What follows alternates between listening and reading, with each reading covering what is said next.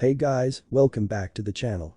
This is a story about what if neglected Naruto fuinjutsu prodigy chunin exams harem. Before I start, please support for more amazing content and do consider subscribing to my channel and share this video with your friends. This is written by crayonickle and link in the description and support writer. Let's start the video. Chapter 1. A birthday gift that changed everything. Hey readers, so it's my first fanfiction story, so I hope you all like it. This is an almost godlike Naruto fanfic, almost cause he would still have to work to defeat his opponents, I mean come on, who wants a dull fight. Also, Naruto will have a harem cause, why not, it's my story after all. I've already decided on 3 girls, so you can vote for the rest. Oh. BTW, this contains a bit or maybe a little bit more Sasuke bashing. So without any further ado, here's Naruto. The Uzumaki prodigy. Disclaimer. I do not own Naruto. If I did, then in the 3 years training he took from Jiraiya, he would have learned a lot, and not just how to make a bigger Rasengan. Normal speech. Inner speech thoughts. Kyuubi tailed beast speech. Jutsu technique name. Hokage, which we all know as the village hidden in the leaves, the strongest of all the hidden villages. By one look at it, you can tell that this prosperous village is the epitome of peace and tranquility, but one should never judge a book by its cover, or rather, in this case, a village by just a look. It's because deep inside this village lies a darker secret, a secret that would make you think twice about this village, and it all revolves around a 4-year-old boy with shabby blonde hair, 3 whisker marks on each side of his cheeks and crystal blue eyes.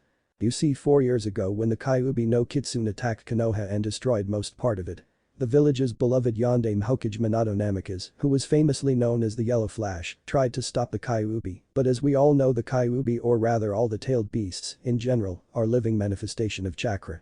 In short, they can't be killed, so the Yondaime Hokage did the next best thing he could think of, he sealed the Kyuubi in a newborn baby, and not just any baby, he was the son of Minato, yes, he was the son of Yondaime Hokage, and Kushina Uzumaki, who also went by the name of Red Hot-Blooded Habanero, although Minato and Kushina died during the sealing process. Their last wish was that their son would be deemed as the hero of the village for keeping the Kyuubi sealed inside him. But alas, the fate didn't work the way they wanted. Wait, a minute fate. I sound like Niji now. Anyways, Sarutobi here is in the Sandaime Hokage took the baby and told the villagers that they are safe, and the Kyuubi was sealed inside the baby, but didn't tell them about his heritage. What a genius. He thought, emphasis on the word thought, that the villagers would see the baby as a hero, just how Minato and Kushina wanted. Oh, how wrong he was. The villagers didn't see the baby as even a human, they thought it was the Kyuubi reincarnate, and their Yondaime Hokage wanted all of them to finish the job, so they tried to kill the baby. Sarutobi never predicted this, so much for the man known as the professor, and was beyond enraged by their actions. So he implemented a law stating that any villager that tries to disclose the fact that the Kyuubi was sealed inside the baby would be immediately executed, in hopes that the younger generation would treat the baby as equal. That was again his naive thinking, cause the villagers found a loophole in his law. Even though they couldn't tell their children about the baby, they still never allowed any interactions between him and their children. Oh. I just noted that I never gave the name of the baby, but hey, it isn't like you all don't know him. After all, he is the protagonist of his story, and also you all are reading a fanfic, so I expect you all know him. So back to the topic, Naruto, for all those who still didn't get his name, was never given a nice cozy childhood. Instead, he spent it by living in worse conditions and later in life running from mobs. He was even thrown out of the orphanage at an age of 2, I mean seriously, who throws a kid out of the orphanage on the streets at an age of 2? To survive in this hate-filled village, Naruto used to scavenge food and other necessities through trash or other wastes that people threw. All in all, he led a childhood that would break the minds of others and maybe even force them to commit suicide. To make the matter worse, when the mobs used to attack him, they usually rendered him in a state worse than death, multiple bruises from getting hit by blunt weapons, yes, they used weapons to attack him, cuts and slashes that would usually kill a person, which included tearing open his body parts, sometimes even skin him so much that his bones were visible. In short, he was given the worst form of torture. Well, these were done on regular days, 10th October, the day when the Kyuubi was defeated and the day Naruto was born. These attacks took an extreme form which included crucifixion of him, yep, you read that right, breaking every bone in his body, trying to burn him alive, and even cutting off his fingers, toes and whatever, that resulted in Naruto screaming his lungs out. If it wasn't for a fox that lived inside him, he would have been dead long ago. It was ironic that the fox that made Naruto a bane among the villagers became his greatest boon. But today was the day which changed everything. It was the night of 10th October, the day that Naruto greatly despised, cause this day always meant the greatest torture session he comes across. For a 4-year-old, Naruto was highly mature and was able to think rationally and clearly. Although he never showed a cause, he had a gut feeling that it would result in him getting more attacks from the crowd, so he always put on a mask of happy, hyperactive child that was oblivious to the treatment the villagers were giving him. Currently, Naruto was hiding in an alley making sure that the coast was clear. Okay, let's see, all of them are busy in the festival, some even carrying pitchforks and torches. Ugh, there are way too many to make an escape. Okay, calm down Naruto, you can do this, he reassured himself. He was wearing a trouser that had cuts in several areas and a neon orange jacket that screamed attention towards itself if it wasn't dirtied by the dirt on it. Inside his jacket, we see a black t-shirt that was torn in some areas, showing that he was a bit malnourished after all. He never received a proper diet in his life. Naruto closed his eyes, calmly thinking and contemplating his options. Going straight through the crowd would be suicide. I can take the path that goes to the Hokage tower, but considering today, the villagers would be guarding the path and there would be no chance in hell I'd be able to reach there. I can use some sort of distraction, but not everyone will fall for it, and I don't think so that I would be able to make such a distraction. Damn it, why does this day even come? As Naruto opened his eyes, he got quite frustrated that he wasn't able to think anything to escape from this alley. If only he was able to run and reach training grounds 44, or popularly called as the Forest of Death, he could avoid them all. Even though he was only 4 years old, the Forest of Death that scared the shit out of even some jounins became a safe house for him. Ignoring all the beasts and creatures that lurked in the forest, he was always greeted by a purple-haired kunoichi who kept her short, spiky hair in a fan-style ponytail. She wears quite revealing clothes, a fitted mesh bodysuit that covers her from her neck down to her thighs, a tan overcoat with a purple inseam and a pocket on each side, a dark orange miniskirt, a dark blue belt, and pale gray shin guards.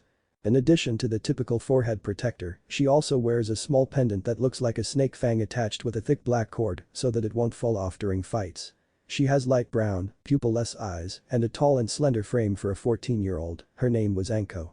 Her personality is what drew Naruto's attention to her. She is loud, stubborn, and prone to acting without thinking. Naruto's masked personality was based on her, and she was one of the few ones who knew how Naruto actually is. The others being the Hokage, Tuchi-san and Am-chan from the Ichiraku raiment stand, and the 3 Anbus that guarded him, Inu, Nico and Weasel. Yes, he knew the Anbus guarding him. Naruto didn't understand it, but he knew that somehow his senses are much sharper than regular people. Nevertheless, Naruto always considered them all his precious people, since they didn't judge him like the other villagers and treated him the way a normal child should be treated. Although Anko had a quite unique way of treating him given her personality, she used to tease him with her body, expecting the reaction she wanted but never got most of the time. Well, you can't blame him, after all, he's only 4 years old. Back to the present, Naruto knew that if he wanted to reach the Forest of Death he would have to run past the crowd.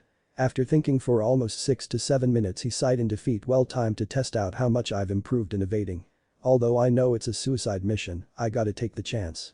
After all, nobody is here to help me, he muttered to himself. He knew the Anbus that used to protect him a few times were not here at this moment and the Hokage was most probably in his office. Okay, here goes nothing. Anko-chan is probably in the Forest of Death. If I'm lucky I might bump into someone who can save me. Yeah, as if it would happen, Naruto mocked himself. Naruto came out of his hiding and sprinted with a speed that rivaled a genin. As soon as some villagers saw him they shouted. The demon's here. Kill it. Finally we can finish what the fourth wanted. Make sure he doesn't escape. The shouting was all that was needed to start the game of cat and mouse between the villagers and Naruto, although he knew that getting caught is not an option here. So he used all the strength he could gather in his legs to sprint forward and occasionally avoided few kunai and other sharp objects thrown at him. Damn it. Why can't they just leave me alone, Naruto muttered as he swiftly sidestepped in the gaps that were between people. As he neared his destination, he had to abruptly skid stop as he saw that there was a large group standing in front of him, and from the outfits of some he knew there were ninjas among them, possibly genins and a few chunins.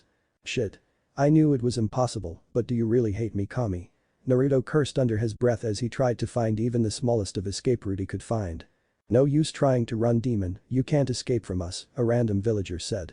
Just stay there and take your punishment. A genin shouted at him. Finally I can avenge my parents. An enraged chunin leaped at him with a kunai in his hand. Naruto knew that there was no point arguing with him and asking what wrong has he done. He was too busy finding an escape route. Come on, damn it, work, you stupid brain. Naruto's mind was working 100 miles an hour just to spot even a single escape route. Then by a miracle, he was able to spot an escape route, but his happiness was short-lived as he properly saw where the route was. Shit, out of all the things possible, this had to happen. Naruto gritted his teeth. He knew that if he wanted to escape he would have to run past the chunin that was heading towards him. He knew he had no choice in it and wouldn't escape without an injury. Well, either this or the whole mob. Naruto sighed and jumped towards the chunin. Ahaha, so finally you have accepted your fate of dying at my hands. Don't worry, I'll make sure that it would be slow and painful. The chunin screamed in anger as he prepared to slash Naruto. Naruto knew that he had to time it right. If he got even a second late, it would mean game over for him, and he wouldn't accept it, not after giving it his all. For an instant, it looked like time has slowed down for Naruto. He could see the kunai that was slowly descending towards him. Naruto swiftly sidestepped and dodged a swing and was about to make a run when the chunin threw the kunai, which got lodged in his right arm. Naruto winced at the impact but knew better and ignored the pain. He couldn't afford to miss such a huge chance to escape, so he used every remaining power that he could gather and ran towards the streets, hoping that he could somehow escape this dreadful day. Outskirts of Konoha, half an hour ago. A mysterious figure stood just outside the gates of Konoha. The figure wore a white-colored kimono that had black thrones drew around it and a kanji for seal written all over the white obi tied around the waist, wooden sandals and an orange-colored pendant that had a black spiral made on it, almost like a whirlpool. The said figure was a man probably in his 30s, his bright crimson hair slicked backward, a pair of amethyst eyes that somehow sparkled every now and then, his face was quite muscular and had a neatly trimmed beard on it. I really don't want to visit this cursed place again, but I heard they sell some awesome takoyaki during the Kyuubi festival. The man's eyes sparkled as he walked towards the gate. When he reached the gates, the two guards positioned near it stopped him and asked his purpose. He simply replied that he just wanted to visit the Kyuubi festival that was being held. The two guards gave him a bit suspicious look but a few moments later let him pass through. Do my clothes really look that much suspicious to them? The man wondered as he started walking towards the streets of Konoha. The present. Naruto was using all the strength he had to outrun the villagers, but somehow it wasn't going well if we take into account all the bruises that were currently on his body and a few kunai embedded on his back and right arm. Shit, they are slowly closing in on me and these wounds are not helping. At this rate, it would only take moments before they capture me, Naruto thought as he was breathing heavily. His wounds were slowly dripping blood adding to his tiredness and each movement he made caused the kunes to pierce him more deeply. He was in a world of pain as he was using whatever last force he could gather to outrun the mob that was chasing him. Take this demon. A genin shouted and threw a kunai aimed for Naruto's leg. Naruto's state was already bad and he was in no condition for dodging, so he wasn't able to avoid the kunai which pierced his calf and impacted his bones deep inside. This caused him to stumble and fall which resulted in him skid on the ground due to his momentum. Tired, Naruto screamed as he felt all his bodily pain that he was ignoring rush into him all at once. The crazy villager just laughed at his condition psychotically. If it weren't for the situation many would have backed away from him, but they seemed to ignore it. Well, let's begin the real festival now, shall we? A chunin stepped forward and twirled a kunai on his fingers. I get to go first. A random villager with a pitchfork shouted. Here's to my family, you demon. He shouted as he threw the pitchfork towards the fallen form of Naruto. I guess this is as far as I go, Naruto thought as all his hopes of escaping were crushed and he lay down there waiting for the inevitable. Suitin. Water encampment technique. Before anyone could notice what happened, an enormous water wall formed between Naruto and the villagers. The pitchfork that was thrown got lodged in the water wall, but it couldn't pass through it. What the hell, where did such a huge amount of water come from? A chunin that sounded flabbergasted upon seeing such a huge wall of water formed out of nowhere shouted. Phew, if I was even a second late then maybe I wouldn't have been able to stop that pitchfork from piercing him. A voice came the side of water wall where Naruto was. A few minutes earlier. The stranger continued walking until he came to the area where the festival was being held. Let's see, now where can I find takoyaki? The man just mused over. The demon's here. Feel it. Finally we can finish what the fourth wanted. Make sure he doesn't escape. The man heard these random shouts coming from a distance. What were those shouts about? He wondered as he walked to where the commotion might be taking place. Present. Glad I made sure to follow that commotion, the man sighed. He slowly released the jutsu and the water wall collapsed on the ground. He then went towards the fallen form of Naruto. As the water wall collapsed, the villagers were able to see the person who interrupted their real Kyuubi festival, or that's what they call it. The said person was kneeling before Naruto and slowly removing the kunes that were lodged in Naruto's body, making sure that they were removed without hurting him more. Naruto was in a state of confusion. While he couldn't see his savior, he knew that this person was not someone he has met before. Why is this person helping me, was the thought Naruto had soon before he slipped out of conscious. The villagers weren't faring much better, they all had one thought: why is he helping the demon brat? The said person, after removing all the kunes from Naruto's body, picked him up bridal style. No, not in that sense. This allowed the villagers to look at the person clearly. Most of the females in the crowd were sporting blushes, looking at his amethyst eyes which sparkled a few times. The males, well, they weren't blushing, but something about the person demanded respect, as if he was from a high-class clan. The person observed the villagers for quite a while. There was dead silence in the air, as both parties were quiet. The villager tried to break the silence, but before he could say anything, the person disappeared via water body flicker, along with Naruto. After a complete dead silence for a few moments, all the villagers had one thought: who was that person? Hokage Tower. Hiruzen Sarutobi was currently sitting on his desk fighting with the biggest enemy of cages, paperwork. He sighed as he looked at the bundle in front of him. I was supposed to look over Naruto today, but these damn paperwork came like a hurricane, and add to that the civilian council members barging in and sprouting nonsense about anything they could think of. I'm getting too old for this. I just hope the Anbus assigned to Naruto are keeping him safe. Little did he know that those Anbus were currently being occupied by some other Anbu members, which were assigned by the civilian council to make sure that Naruto was completely unguarded for the villagers to finish their work. Suddenly there was a water body flicker in Hiruzen's office. He got alert and jumped from his desk, ready for the person who suddenly appeared in his office. The few Anbus who were in hiding also came down, forming a protective circle around the Hokage. When the body flicker cleared, they could see the person that came in. But the thing that drew their attention most was a boy that was currently held by the person. They all instantly recognized Naruto. The Hokage called out as he saw his surrogate grandson covered in bruises, blood dripping from his back, and his torn-out clothes showed that he had taken quite a beating. But before he could have rushed to check Naruto's condition, he was abruptly stopped by some invisible force. He tried to cross it, but each time the results were same: he couldn't move further. That's when the person spoke to him.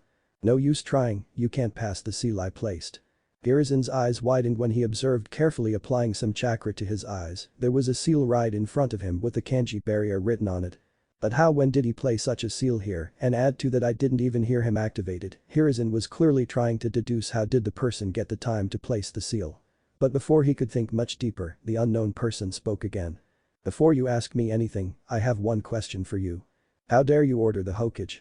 An enraged Anbu fumed, but before he could say any further, Hiruzen simply raised his hand, stopping him. Hiruzen was clearly aware of the situation he was in right now. The person had blocked him and his Anbus from reaching Naruto, and he was currently holding on to him. Even though he wouldn't allow the said person to show authority over the Hokage of the strongest hidden village, he knew better and didn't want to risk anything happening to Naruto. So he just nodded weakly, still prepared if things went south. Are you willing to help the boy or hurt him? Even though it was such a simple question, the seriousness in his voice told Hiruzen and all his Anbus that they better tell the truth. Closing his eyes for a moment, Hiruzen spoke in complete seriousness. Naruto is like my grandchild, I would never hurt him. The person just eyed him carefully and after a few moments sighed, saying, very well, you pass. Hiruzen was clearly confused. What do you mean by that? The person simply replied to him, look at the seal a little more carefully. Hiruzen complied and looked carefully. The surrounding Anbus also looked, and to say they were shocked would be an understatement. The seal was surrounded by another layer of seal around it, and they all recognized that seal. After all, they too used it while interrogating people to check if they were lying. They all had their jaws dropped with one thought in mind: how did I not notice it before? Hi. The seal vibrated a bit and then shattered. Everyone in the room except the strange unknown person and Naruto, who was still unconscious, was completely lost. After all, it's not every day you see a person barging in and showing you how stupid a human can be. You know, just standing there won't help this child. Hiruzen and others blinked a few times to get out of the daze they were in. Hiruzen ordered an Anbu with bear mask to heal Naruto. The Anbu carefully approached the stranger, still not trusting him, and slowly took Naruto from his hands and started performing medical ninjutsu. Hiruzen let out a sigh of relief when he saw his surrogate grandson slowly healing. He then turned to the stranger currently present beside them to ask him a few questions like where did he find Naruto, and in such a condition to boot. The stranger simply replied that he was just casually walking when he came across his form and carried him here, because the last thing he heard from Naruto before he fainted was Hokage Jiji. He left out the part where he saw the villagers attacking him because he wanted to see if the Hokage knew about it. What has this little one done to receive such a punishment? The person kept a straight face while asking, but Hiruzen knew that he said it with concern. Although he wanted to tell him about Naruto, it was still a village secret. So he politely declined him, stating his reasons. The person was now completely sure the Hokage knew of the situation. The person's face just scrunched up as he said, yeah right, a village secret that allows such a treatment to a child. Hiruzen wanted to protest, but he knew the person was right, so he kept quiet. The person continued further, this is not the first time that such a thing has happened to this child, am I correct? Hiruzen's eyes widened a bit again, he knew this person was not from this village, after all, one couldn't miss a person with crimson hair and such sparkling amethyst eyes. Was it so obvious that one can easily deduce what Naruto went through every day? Hiruzen still asked him on what basis, but got interrupted by the stranger his body language. Hiruzen just raised an eyebrow, but soon frowned when the person continued, any child taking such a beating would have broken out crying, but he was way too far from it. It was only a simple answer, but he knew the weight those words were carrying. What have the villagers done to you, Naruto? Hiruzen bitterly thought. The Anbu healing Naruto's injuries soon finished his work and said to them, he's safe now. Hiruzen breathed out a sigh of relief, knowing that Naruto was okay.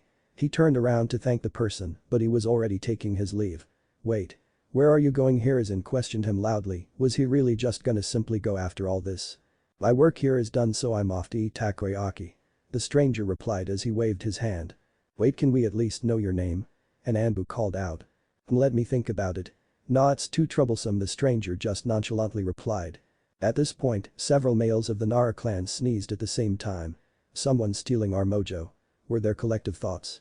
Hiruzen and all the Anbu sweat dropped a bit, seriously. Oh, by the way, what's the name of the kid? The stranger asked a bare-masked Anbu that was beside Naruto. Naruto Uzumaki, the Anbu replied. It was at this moment the temperature of the whole room dropped rapidly. Every Anbu and even Hiruzen felt a chill run down their spine. Uzumaki, you say? The stranger's voice became eerily cold as ice. Everyone flinched hearing such a voice, it was as if it promised pain to all those who dare stand against it. The Anbus that always used to remain calm at every situation were shivering as a killer intent was washing over the whole room, even the Hokage was sweating quite a bit. The stranger turned around, and the eyes that usually sparkled were now hard and cold like a veteran shinobi that has seen wars. Now, you lol, answer me truthfully or else it would really end up bad, he said with some venom in his voice. The Anbus were completely shivering, but they somehow braced themselves. Hiruzen was also ready if a fight breaks out. Very well, I guess I'll have to use force, the stranger said before his fingers glowed bluish in color, and in a blur of hands he created a few seals in the air. Hiruzen's eyes widened seeing it, and before anyone could react, he made a half-ram hand seal and whispered Fuin. The seal instantly disappeared from their sight and got attached to each one of them. That was the last thing they all saw before they blacked out. An hour later, Hiruzen groaned as he woke up. What the hell happened? He muttered. He turned his head and saw all his Anbus lying on the floor. You woke up already? Guess it's to be expected of the Hokage, a voice said to him. Whipping his head at a speed that should have been impossible for his age, he turned around to see whose voice it was. Sitting on the sofa of his office was the stranger with Naruto on his lap. He was gently petting Naruto's dirty and shabby blonde hair, and the look on Naruto's face was completely peaceful. If it wasn't for the situation, Hiruzen would have found this scene quite adorable, but he knew that the said person can't be trusted, especially not after what he just did. Hiruzen tried to stand up but failed, and what's more was the fact that he felt his chakra completely sealed. He looked towards the stranger with a cold gaze. Why are you doing this, and what do you want with Naruto? His voice dripping with malice. Well, first if you can relax, I won't hurt you or anyone else here, the stranger replied in a calm, collected voice. Why should I believe you? His voice still containing the same amount of malice.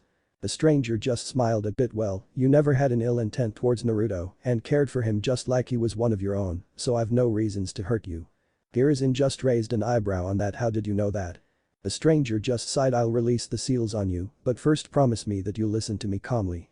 Hiruzen just took a calming breath. He knew that if the person wanted he could have killed him while he was unconscious.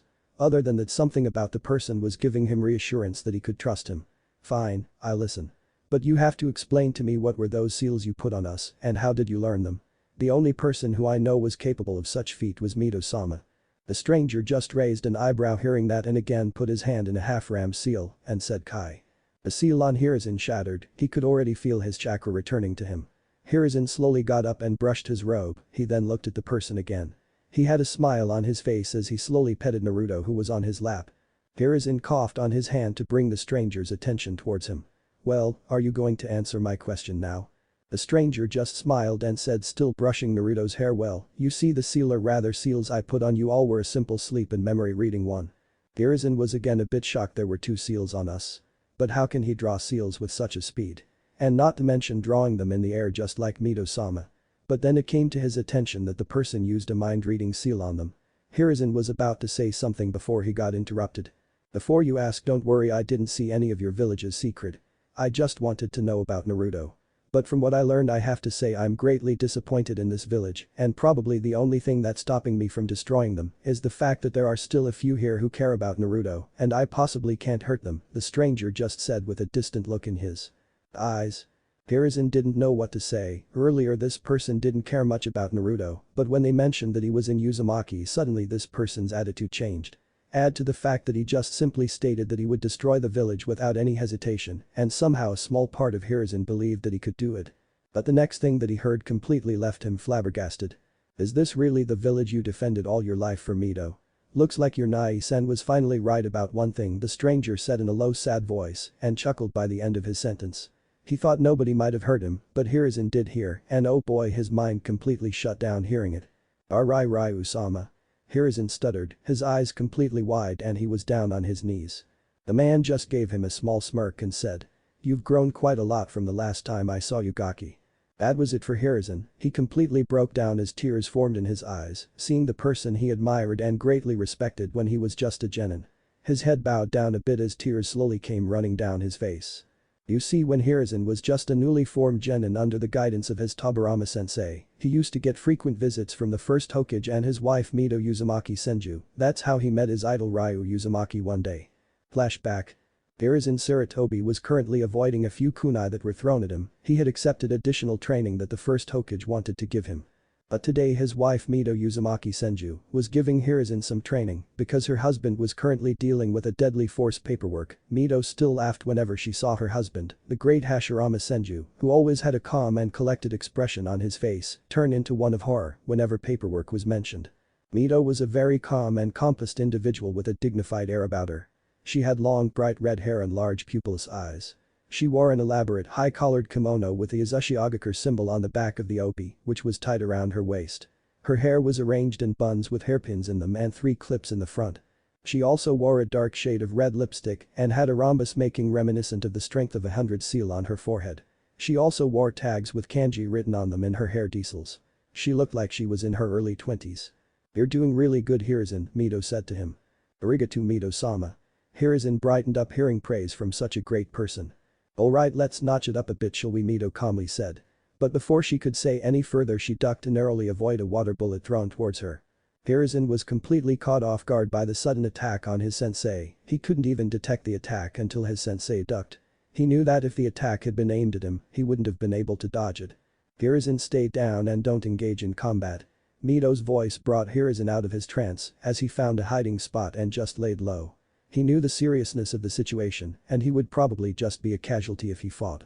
"Come out wherever you are," Mito said as she reverse gripped a kunai in her hand. She again became alert as she heard a movement towards her left. She jumped backward and again dodged a water bullet, but this time she herself fired a bullet in the direction the attack came from, but she knew that it probably didn't hit. This happened a few more times. Each time the water bullet came from different random directions, as if there were more than one enemies, and each time she dodged it. She even attacked but no avail, and she was growing really frustrated over it.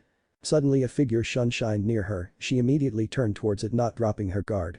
But when she saw the person, she relaxed a bit. After all, it was her husband Hashirama. "Mito, what happened here?" Hashirama asked. "I don't know, I was teaching Hiruzen when suddenly someone attacked us. I've already told Hiruzen to stay out of this, and he's probably hiding somewhere safe," she replied. Suddenly a few water bullets came towards them. They both jumped and avoided it. Their backs were now facing each other as they stood ready for any enemy attacks. "Hey Mito," Hashirama whispered. "Yes, Hashirama," Mito replied. Hashirama smirked. "Caught you." And with that, he exploded into water, leaving a completely flabbergasted and wet Mito. "I know what you are thinking, standing there. Ha ha ha ha ha ha, oh man, oh god, ha ha ha ha, that was the best." A man was lying on the grass clutching his stomach and laughing his ass out, his eyes teary from laughing. He looked in his early to mid-20s with spiky crimson hair and amethyst eyes which were sparkling due to tears. He was wearing black cargo pants that had its end tugged in his military-style boots. He was wearing a red t-shirt and a white coat over it with the insignia of Uzumaki clan symbol on the right side of its chest area. He was also wearing an Uzumaki pendant on his neck. As soon as Mito saw the person, realization suddenly hit her. She was played. Her left eye twitched violently and all her calm and composed personality went down the drain. Her free hair rose and waved violently as her chakra swirled around her. She closed her eyes and balled her fist, slowly bringing them up near her face. "BB Bakanai-san." She roared and charged towards him with an intent to completely end her brother's life once and for all. At a distance, Hiruzen was watching everything with a variety of expressions on his face. He was amazed seeing Mito-sama completely dodge those fast water bullets without breaking a sweat. He then got a bit worried as he saw a shunshin take place near her, but it was soon turned to one of relief and joy, seeing that the person was none other than the first Hokage. He was expecting both First and Mito-sama to take on the enemy easily, but was left flabbergasted as First exploded into water completely drenching Mito-sama. He then heard laughing coming from a distance and saw a person on the grass laughing like there was no tomorrow. Lastly, he could help but form a large sweat drop at seeing Mito-sama completely losing her cool and chazzing around the person who was strangely still laughing. Is that really Mito-sama? Hiruzen couldn't help but ponder never really seeing her lose her cool like that, hell. He actually thought that she could never lose her cool. A few moments later. Hiruzen was sitting nervously on the grass taking occasional glances at Mito, who was huffing and mumbling something about his stupid brother. The stranger was currently tied on a wooden post with some explosion tags around him. I think maybe those seals are just overkill, Hiruzen thought with a sweat drop. Oh come on Naruto, is this the way to treat your Ani-chan? The stranger said with a pout. Baka Ani-san, you deserve it. And don't go adding chan to yourself, I never said that. Amito roared. Oh, but you always used to run to me calling me Ani-chan, the stranger just cutely replied. SSH shut up, Baka. I was really small when I used to call you that. And now red-faced Mito fumed with embarrassment. So you don't love your Ani-chan? The stranger teased. No, I don't, Mito immediately replied but fumbled a bit. The stranger smirked in his mind, he knew that she was just saying that but deep inside she cared for her brother. But given his playful nature, he still played along, so he put up a sad frowning face and dejectedly said. Oh then that means. Boom. Without any warning of any sorts, the explosion seals blasted, completely decimating the wooden post the stranger was on, leaving no signs of him. Hiruzen was completely left speechless. He knew Mito-sama was angry, but did she really just kill him? And if he heard correctly then he was her older brother, which made him feel much bitter. Is she really this cruel? I mean it was just a prank, right? Hiruzen turned his head to see her, but instead of seeing a collected person, he saw that her whole body was trembling and tears spilling from her eyes, her lips shaking, no words coming out of them. He then realized that such a kind and caring person like her could have never done such a thing. She was equally if not more confused like him, and from just looking he could tell that she was suffering more. Mito was completely stunned at the moment, her mind stopped working. She knew that she never activated the seals, so how did they explode? She knew she would have never done such a thing to him, even if he was irritating and a complete goof. For Kami's sake she was his sister, and even though she never admitted to him she really cared for him. But you killed him, didn't you? A part of Mito's mind screamed at her. She wanted to deny it, but the truth was in front of her, the blast would have surely killed anyone in it, and her brother was tied just at the center of it. Maybe if he wasn't tied he could have survived it. Another part of her brain cursed her. Even though she was a sensor type, her brother was never detectable. Even the strongest sensor types could never feel his presence. He never really used it for anything bad and simply pranked people with its help. But right now every passing moment was increasing the guilt on her. She really hoped that she could just detect even the smallest bit of his presence to know that he might be alive. Please please please be safe, Ani-chan, Mito cried and used all her power just to trace her brother's presence. Why are you trying so hard? Accept it, he's dead and it's all your fault. Her mind was screaming and breaking her with each word. She slumped on the ground and cried as she screamed on top of her lungs, Ani-chan. Geez, I'm not dead, stop screaming like that, Amato, a voice said. Hiruzen slowly turned his head towards the voice and upon seeing his eyes widened, but how? Mito just whipped her head towards the voice she really wanted to hear right now, and in front of her stood the person she so much wanted to see, her brother. Launching herself at a speed that could even rival the Hiration or Flying Thunder God technique, she latched herself on her brother's chest, crushing him with her hug. She was sobbing while muttering, "Thank God you're alive," over and over again. A smile crept on his face as he slowly petted her head. After a few moments, Mito spoke in a very soft voice, "Ani-chan." Her brother just replied with a hum. Gomen. Mito apologized in the same soft tone. She then lifted her head up, her eyes red and puffy with all the crying. "I don't know how. I never activated those seals. But when they exploded I thought." She started tearing up again, but this time her brother hugged her and comforted her. She felt like a huge problem was lifted off her shoulders. She then noticed that his coat was a bit burned and there were some burns on his hands too. "Ani-chan, you're hurt." She panicked a bit, but he just jokingly shrugged it, saying, "It's nothing." "What do you mean it's nothing? You're hurt, Baka." Mito fumed at her brother's carelessness. "I told you it's nothing, Major Amato." "But more importantly, Mito," her brother said in a serious voice. Mito flinched, she knew her brother only called her by her name when he meant serious business. "What seals did you use exactly?" her brother asked her. I just applied chakra suppression seals and very low quality explosion seals, but I don't know how did they explode with such power, she meekly replied. The reason was simple, Mito, you placed both of them in a single seal, her brother stated, but seeing that Mito was a bit confused cleared the fact. What does chakra suppressing seals do? He asked. They suppress chakra, Mito simply replied. How? He asked again. By sealing the chakra in the person's body, she again replied without any problems. Her brother was asking her the basics. And what if a person has too much chakra and tries to push it out?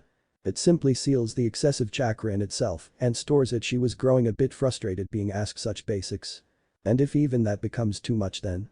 Then it just explodes, she replied halfway as a sudden realization hit her. She looked at her brother for confirmation, to which he just nodded. She mentally slapped herself for not paying attention to such a minute detail. When the seal can't handle the amount of chakra it absorbs, it explodes, expelling the chakra into nature, but it doesn't harm too much, you can say, just like a very low quality explosion seal, it just crackles a bit. But in this case the excessive chakra didn't dissipate into the nature, rather it strengthened the explosion seal, which caused it to be able to explode like a low-level explosion seal, and keeping in mind that you placed around 6 tags around me, the result is in front of you, he said in a serious voice, as he motioned to the blown-up wooden post in front of him. Luckily I substituted with a shadow clone that I created to prank you some more, but I guess the prank has to wait, haha, he added as he sheepishly rubbed the back of his head. Mito felt ashamed for not considering such a problem while drawing the seal and almost killing her brother, but couldn't help herself as she let a giggle pass through her mouth at her brother's antics. He's still thinking about pranking. Guess Ani-chan will always be Ani-chan. Just remember, Amato, that fuinjutsu is a branch where even the smallest mistake can lead to huge changes in the result. So always be careful while doing it, okay, he said, to which Mito just nodded with a huge smile on her face. Hi, Ani-chan. Both brother and sister were enjoying their reunion when the third person present there cleared his throat. They both turned and saw Hiruzen nervously standing there. Mito just got totally red-faced when she saw him. She really forgot that Hiruzen was even there with them, and now she showed him a side that she never showed to anyone else except her husband and her brother. She calmed herself down and tried to get back into her dignified personality. Her brother, on the other hand, was eyeing Hiruzen. So this is the brat that Mayamato and her tree-hugging husband are giving special training to. Mito-sama, who's this person? Hiruzen asked as he felt that they both almost ignored the fact he was even there. He is Mito was about to reply when she was interrupted by her brother. I'm the coolest, the greatest, the funniest, and the most handsome person you'll find in all of the shinobi nations. He said with exaggerated expressions and hand signs. He then stood up straight and pointing a thumb towards his chest he told Hiruzen the names Ryu Uzumaki, Gaki. Ooh, oh, that rhymed quite nicely, I guess I'm a great rapper too. Wahaha, the now identified Ryu Uzumaki laughed proudly. Smack. And you just give a normal introduction, baka. Mito said with an irritated expression as she smacked her brother's antics. Hiruzen was momentarily stunned. Wait a minute. Ryu Uzumaki, as in the famous fuinjutsu Ryu. How could he not recognize him? He was the fuinjutsu prodigy of the Uzumaki clan. The branch of fuinjutsu had only 10 levels, and the person that achieved the 10th level was known to be a seal master. But the Uzumaki clan, which were famous for their additional 3 advanced levels of fuinjutsu, made even the normal seal masters seem an amateur in front of an Uzumaki clan seal master. But right now the person standing in front of him was the prodigy of fuinjutsu who had invented the 14th level of fuinjutsu and was known as the fuinjutsu no kami, literally meaning the god of fuinjutsu. He was the one who taught this level of fuinjutsu to most of the Uzumaki who could grasp this up. Among them was his most prestigious student Mito, always used to travel all over the shinobi nations, increasing his knowledge and creating new seals every now and then. What Hiruzen didn't know was that he and Mito were brother and sister. Hiruzen's eyes sparkled. Before his very own eyes were his idol. He always wondered about the person who taught Mito-sama. I can't believe I'm meeting the fuinjutsu no kami, oh my god, Hiruzen squealed like a high school girl seeing her senpai. Both Mito and Ryu had a sweat drop on their heads seeing such a display. Apparently, Ryu had the capability to make people act completely undignified and in such a way they didn't know they could or didn't want it to show. So Gaki, you're a fan of mine, eh? Ryu asked with a smirk plastered on his face. Hi. Hiruzen enthusiastically replied. Mito just sighed. I guess the training's over now, she mentally told herself as she watched her brother answering Hiruzen's overexcited questions with a laugh. After a few moments when they finished their talking, Ryu came back to her sister so that they could talk after such a long reunion. So Amato, how's it going between you and that tree hugger? Ryu asked casually. Hiruzen just snickered at the name given to the shodai Hokage of the village. Mito just glared a little towards him. You know he's my husband, right? Oh, how could I forget that disastrous day when my beloved Amato left her on Ii-chan's hand and went away, Ryu said in a fake sad and depressed voice. You know, you really need a wife on Ii-san. She would really set you straight, Mito told him. What? No freaking way, sis. I enjoy my freedom way too much. And I'm not the kind of person who just settles down, nope. Ryu said while popping the pea of nope. Her sister just sighed. She knew the real reason her brother swore to never marry. It wasn't that he didn't want to marry, but he knew that he won't be able to give a girl the time and love that she should deserve, while he was constantly finding ways to improve fuinjutsu more and more. You're way too kind-hearted, brother, putting others' happiness above yours, Mito just smiled. Her brother might be a goofball and an irritating character, but he was really a good-hearted person who cared for his family a lot. Oh. I completely forgot the real reason I came here. Ryu bonked his head a bit. How's the seal I made for you, Amato? He asked. Ah. You mean the strength of 100 seals, she replied, to which Ryu just nodded. It's amazing. I never thought that a person could create such a seal just by having a perfect chakra control. She said while touching her rhombus-shaped seal on the forehead. Sugoi. Ryu-sama, did you really create this seal? Hiruzen again jumped with excitement. He knew what the seal could do and always thought that it was an amazing seal. Ryu just nodded and replied to Mito, I see. Any side effects? Other than the chakra exhaustion after using it, not any that I'm aware of, she told him. Alright then, guess it doesn't need any further work for now, Ryu just smiled. Ryu-sama, how did you come up with the idea of creating such a seal? Hiruzen asked, being the curious boy he was. Mito was also curious about it but never really asked her brother, so it was a good opportunity knowing it. Well, you know that people with perfect chakra control can do medical ninjutsu, right? Ryu asked, to which Hiruzen nodded. Perfect, that does half the job of explaining. You see, I always saw that people performing medical ninjutsu always had problems when they performed huge operations or surgeries, mainly due to the huge requirement of chakra to perform it. So once I was sitting in a small shop where I saw a small shinobi, most probably a genin, stuffing some food in his bag. When I asked him the reason, he replied that he was going on a mission and it would be a long one, so he was storing food so that he could use it during emergencies. That's when this idea popped in my mind: if a person can't increase his chakra reserves, then how about storing it and using for later purposes? So I got into making a seal that would be on a person's body, which will store the person's chakra in it gradually without harming the user. The almost immortality giving self-regeneration and humongous strength that came with it were just some additional twinks to the seal because I felt it would be cool. I also made sure that the seal could be easily made with perfect chakra control, Ryu explained while sheepishly rubbing the back of his head. Hiruzen and Mito were amazed. They thought that the strength and self-regeneration the seal provided were the main cause of making it, but now he just told them that those were nothing but additional twinks that he added just because he thought it was cool. They really had no words to describe his stroke of genius, although both of them had the same thought on their mind: he really is a prodigy. So the rest of the day went by chatting between the three, and when it was almost sunset, Ryu got up and told them that it was time for him to go. Mito asked that if her brother wanted to settle in Konoha, but he just declined, so, in the end, they just gave each other a hug. Hiruzen nervously asked Ryu, would you visit again, Ryu-sama? And Ryu just ruffled his hair. Damn right, Gaki, I will. He exclaimed with a smile, to which Hiruzen shot back with a bigger smile. Ryu used to visit them in some months and even years, but after the Second Shinobi War and the destruction of Hokage, along with all the Uzumaki, which included Mito, he was never heard or seen again. Hiruzen presumed that he might have died in the war, so when Kushina came to Konoha, he treated her like his daughter, being the last Uzumaki, which in turn led to his grandfatherly affection towards Naruto. Flashback end. Hiruzen was tearing up on the inside. Right in front of him was his greatest idol that he thought was dead. All the while he was crying. He was thankful that all of his Anbu bodyguards were asleep and there was no one else in the room. After all, he couldn't show them such a side of their village leader. After a moment, when he got much more emotionally stable, he asked Ryu. Ryu-sama, where were you all this time? I thought that you. The tears in Hiruzen's eyes started welling up again. But I was dead. Ryu softly spoke, to which Hiruzen nodded.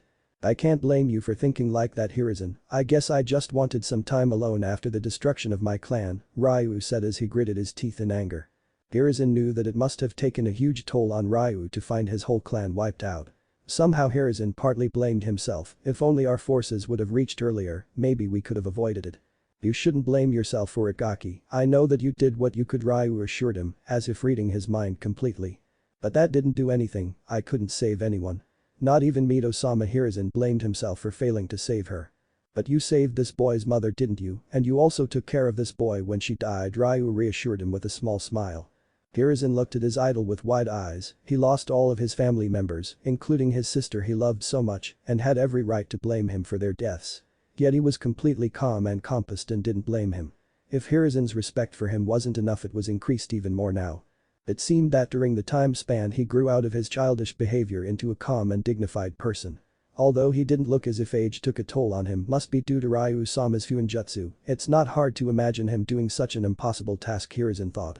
Hiruzen, can I ask something from you? Hiruzen's eyes widened at the question. Of course. You can take whatever you want, Ryu-sama. He answered diligently. After all that has happened, this is the least he could do to lessen the guilt. I want Naruto, Ryu stated. Hiruzen froze for a moment. It wasn't that he didn't expect him to take Naruto with him, after all he's his family, but his grandfather instinct still bugged him a little. It's not that I don't approve of it, but why Naruto, Ryu-sama? Ryu just sighed and looked at Naruto's sleeping form. I'm finally ready. Ready for what, Ryu-sama? Hiruzen asked, now a bit curious about it. All I've done in life was to make fuinjutsu better and better. I even ignored my family for its sake, thinking that I'm doing them good by improving what we're good at, and its result was that I wasn't there when my family needed me the most. If I was there, maybe things would have been different, he said while gritting his teeth a bit, but now I won't repeat the same mistake twice. I'll make sure Naruto learns the way of Uzumaki and becomes the heir to my legacy. Now, this statement blew Hiruzen's mind. He never expected this. Ryu-sama teaching Naruto and making him the heir to his legacy would make him a force to be reckoned with. I'll not only teach him the 15 levels of fuinjutsu, but he'll also learn the infamous 16th level of it, Ryu said with a small smirk. Hiruzen's eyes went wide as dinner plate. 16th level. He screamed. He had surely heard that Ryu created the 14th and 15th level of fuinjutsu, which he taught to many Uzumaki and even Hiruzen, although he could only learn till level 13, as the ones created by Ryu were apparently harder than one would expect. But now he was telling him that he created another level in it. Well, yeah, I mean, you seriously didn't think I was doing nothing all these years, do you? But I have never heard about the 16th level, Hiruzen said in a confused voice. Well, that's because no one other than me and soon Naruto knows about it, Ryu replied a bit sheepishly. Wow, a level of fuinjutsu that would be unique to him. Damn, I'm a bit jealous of you, Naruto, Hiruzen's curious mind thought. Oh, looks like our little star is waking up, Ryu said with a small smile as Naruto stirred in his sleep and slowly fluttered open his eyes. As Naruto slowly woke up, the first thing he was his Hokage. But how did I reach here? The last thing I remember was that a strange person who helped me ugh this headache, he thought as he clutched his head. It then came to his notice that he was sitting on someone's lap. Turning his head upwards, he saw the same person that saved him looking down at him and smiling. He then turned towards his Hokage and asked him, Jiji, who's he? As he pointed his thumb in the backward direction. Hiruzen wanted to scold Naruto for not behaving respectfully when Ryu just laughed at his antics and replied to him, I'm your present, Naruto. Naruto looked at him with confusion on his face and asked, present? It's your birthday today, isn't it, Naruto? Ryu asked, to which Naruto replied with a nod. So your Hokage here asked me to train you into a shinobi, Ryu said with an eye smile. Naruto beamed up at that and asked his grandfather figure, really, Jiji? Will this person really train me so I can become a ninja? Hiruzen just looked towards Ryu for confirmation, to which he nodded, so he just sighed and told Naruto that it's true. Naruto excitedly jumped towards Hiruzen while repeating thank you all over again. He then faced Ryu and asked, what's your name, mister? My name's Ryu Uzumaki, but you can just call me Ryu-sensei, he replied with a smile. Ryu Uzumaki. Naruto's eyes widened at the thought of seeing a person with the same family name as him. Ryu saw this and instantly recognized that expression, so he just cleared his doubt. It is exactly what you are thinking, Naruto. I'm from the same clan you belong from, and don't worry, I'll teach you all about our clan from its history to its techniques. Naruto was now flabbergasted. He not only met an Uzumaki, but he was told that he belonged to a clan.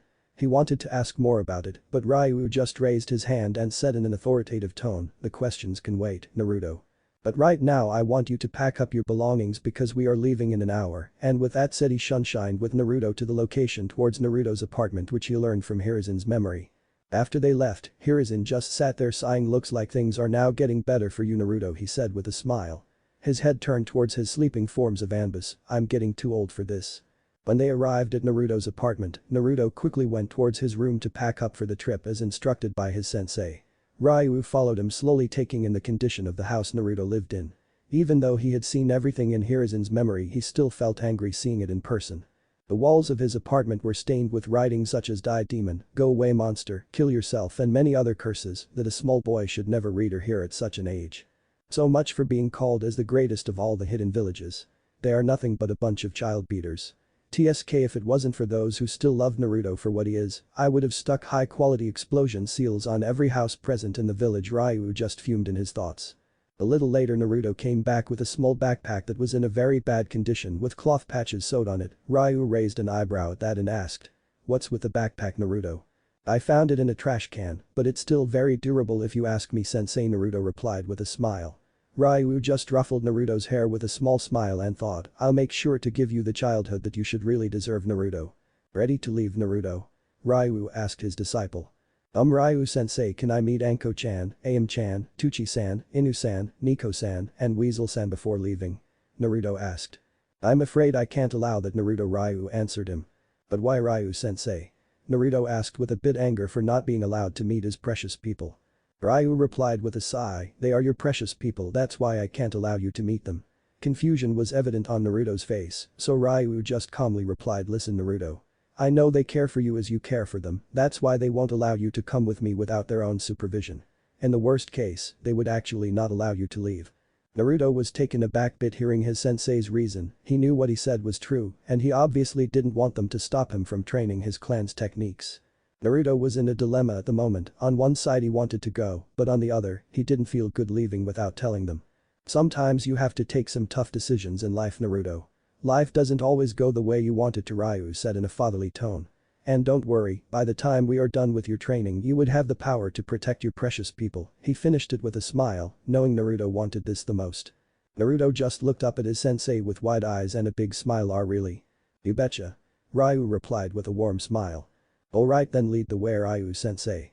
Naruto exclaimed with a huge smile on his face. He actually didn't remember the last time he felt this much happiness. Ryu just smiled at his antics and they both disappeared via Shunshin. Hokage Tower. In the meantime, Hiruzen was currently sitting on his desk sighing as three of his Anbu, namely Inu, Nico, and Weasel, along with a 14-year-old Anko, was opposite to his desk arguing about Naruto. When they barged into his office asking about Naruto after not being able to find him, he told them that he has sent Naruto with a trustable person for training. Their reactions? Well. How could you send Naruto-kun without asking us first? An enraged Anko roared. Anko-chan, calm down, we know that you are mad, but you are talking to Hokage-sama right now, the Nico mask Anbu replied. Nico's right, Anko. We all might not be happy at what Hokage-sama did without letting us know first, but we should still respect his orders, the weasel mask Anbu said. So you're telling me that you all approve of Naruto going with an unknown person? He may be trustable, but what if he turned out to be like Orochimaru? Anko was disgusted by her former sensei, and she feared that Naruto might suffer similarly. Now Anko, the Nico mask Anbu, tried to assure her, but she was interrupted when a sudden killer intent washed over them. Don't you dare compare Ryu-sama with that traitor. Hiruzen said with venom dripping in his voice. He can tolerate many things, but someone disrespecting his idol isn't one of them. Everyone present in the room visibly tensed at such an outburst from the famed Kami no Shinobi. When Hiruzen calmed himself and lowered his killer intent a little, Anko gathered up her courage and asked him, "Are Ryu-sama?" Hiruzen sighed at the slip of tongue in his outburst and knew that there was no way in hell he could escape without telling them the truth. After all, if the shinobi no Kami called someone Sama and made such an outburst for insulting the person a little, then the person has to be someone of really high standards. What you heard is correct, Anko. The one I send Naruto with is a person I greatly respect and he's even stronger than what I was in my prime time.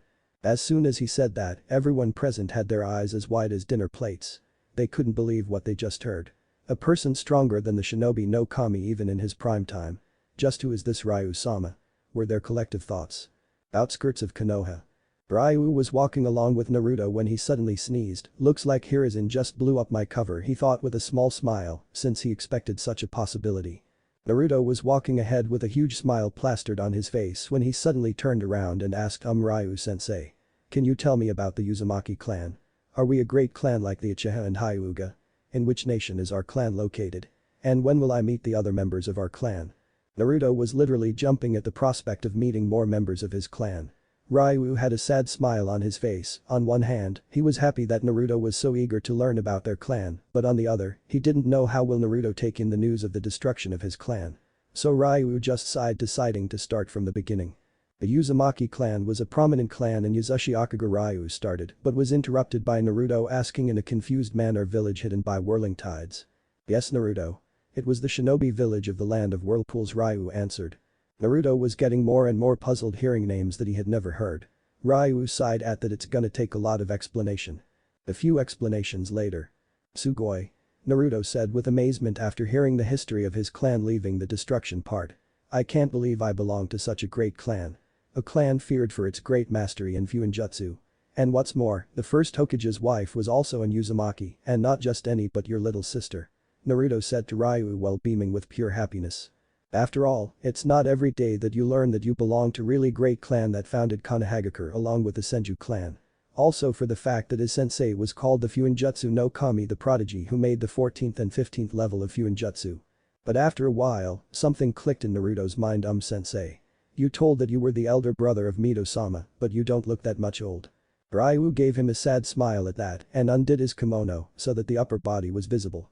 Naruto was shocked to see that his torso was completely covered by an array of seals, which made it look like his torso was painted black. Sensei, what's all this?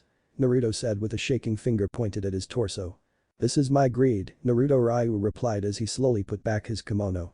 What do you mean, sensei? Naruto said with a confused look. It is exactly what you heard, Naruto. I'm an irregularity. I was so much into improving fuinjutsu that I didn't want old age to take my life. I searched every nation, every village and even clans, just so that I could find a way to never age. In the end, I finally succeeded and gained immortality, Ryu told Naruto with disgust in his voice. But I never realized that this would be nothing but a curse to me, he finished while gritting his teeth. But isn't gaining immortality a great thing, sensei? Naruto asked, not seeing anything bad in it. It isn't a great thing, Naruto. Escaping your own death doesn't come without a price. And gaining immortality carried a huge price for it, Ryu said with sadness evident in his eyes. What price, sensei? Naruto was now getting scared hearing all this. 1,000 human sacrifices, Ryu answered while clenching his fist and getting disgusted by himself just by saying it. Naruto's eyes widened hearing it. His sensei that he had started respecting so much in such a short time had done such a thing in his past. He didn't know if he should be disgusted with him or not. But he knew one thing, that his sensei was clearly regretting what he did since he could clearly detect a huge amount of negative emotions. Another thing Naruto learned that he could do, his sensei was emitting, which was directed towards himself. So he just closed the distance between both of them and motioned his sensei to bend down. Ryu hesitated for a moment but after a while bent down, and when he came face to face with Naruto, he was suddenly taken aback by his student hugging him while consoling him. To say Ryu was surprised would be an understatement. He was expecting many reactions from Naruto, but this wasn't one of them. Why are you comforting me, Naruto? Don't you feel disgusted by the fact that I took 1,000 innocent life just so I can never age? Ryu asked him with weakness in his voice. You are just seeing it with a one-sided view, sensei. I can clearly tell that you are regretting every single moment of your immortality and the fact that you had to watch people close to you die while you never aged. What you did was clearly wrong, but what you make of your mistake now is what really matters. Like it or not, even though you are my sensei, you still belong to the same family as me. And family always forgives one another, Naruto told him with a huge fox-like grin that radiated happiness. Ryu was momentarily stunned at such a display of affection. He knew that Naruto was highly mature for his age, but he never thought that he could even make an immortal person feel like a kid being comforted by his parents. So he just returned the hug as he steeled himself and took an oath, you have a real kind and forgiving heart, Naruto. I'll make sure that your name shall be remembered throughout history and never forgotten. This is the promise of Ryu Uzumaki to you. After their touching moment, they soon came across an uninhabited forest with a big lake inside it. Ryu motioned them to stop. He then made around 10 shadow clones without any hand seals, and soon they all started riding some complex array of seals, creating a large boundary covering the perimeter of the whole forest. When they all finished, he activated the seals, and the whole forest was washed over with a blue light. It was then that Naruto asked, what were those seals, sensei? Ryu replied in a calm tone, I know I promised you that we would be training for 6 years, but teaching you everything from the basics would be impossible in such a short amount of time. That's why I placed these time seals. The area enclosed in it will work at a 2:1 time ratio. In simpler words, that's when Naruto interrupted him. 2 seconds in this area will be 1 second in real time, and 6 years in real time would be 12 years in this forest. Ryu smiled as Naruto understood his plan and nodded to him while Naruto was jumping, saying fuinjutsu is so cool over and over again. But once again he realized something, but Ryu-sensei, what about aging? I mean, if I spend 12 years here, then wouldn't I be around 16 instead of 10 when I return? Ryu was impressed that Naruto figured out such a thing without his help. Most people would have ignored it, but Naruto caught this up. If he continues to see every detail in seals like this, then I have no doubt that he will even succeed me. You are correct on that, Naruto. Time seals do have that disadvantage, but not the ones created by me. You see, they do change the ratio in an area, but they also make sure that no living entity present inside it would age twice of what they should, Ryu replied with a proud grin. Naruto now had stars in his eyes. Sensei is so cool. But a doubt again popped in his head, but what if someone enters here, sensei? Ah, you don't have to worry about that. No one can enter in here without my permission, I've made sure of it. Okay then, Naruto, let's begin with your training, shall we? Ryu said to him. Hi sensei. Naruto replied with full enthusiasm. Alright then, first of all, we will begin with your body strengthening, and for that I have these gravitational seals. These will put strain on your body while you're exercising, and I'll slowly increase them as the time passes by, Ryu told him as he took out 5 gravitational seals from his pocket. One for each of your limbs and one for your torso, he said while handing Naruto the seals. Naruto took hold of the seals and placed them as instructed, and as soon as he activated it, he fell face first on the ground. Can't handle twice the gravitation, Gaki. Ryu spoke in a teasing manner. Naruto slowly got up using all his strength and said with a voice filled with determination, I can easily handle this much.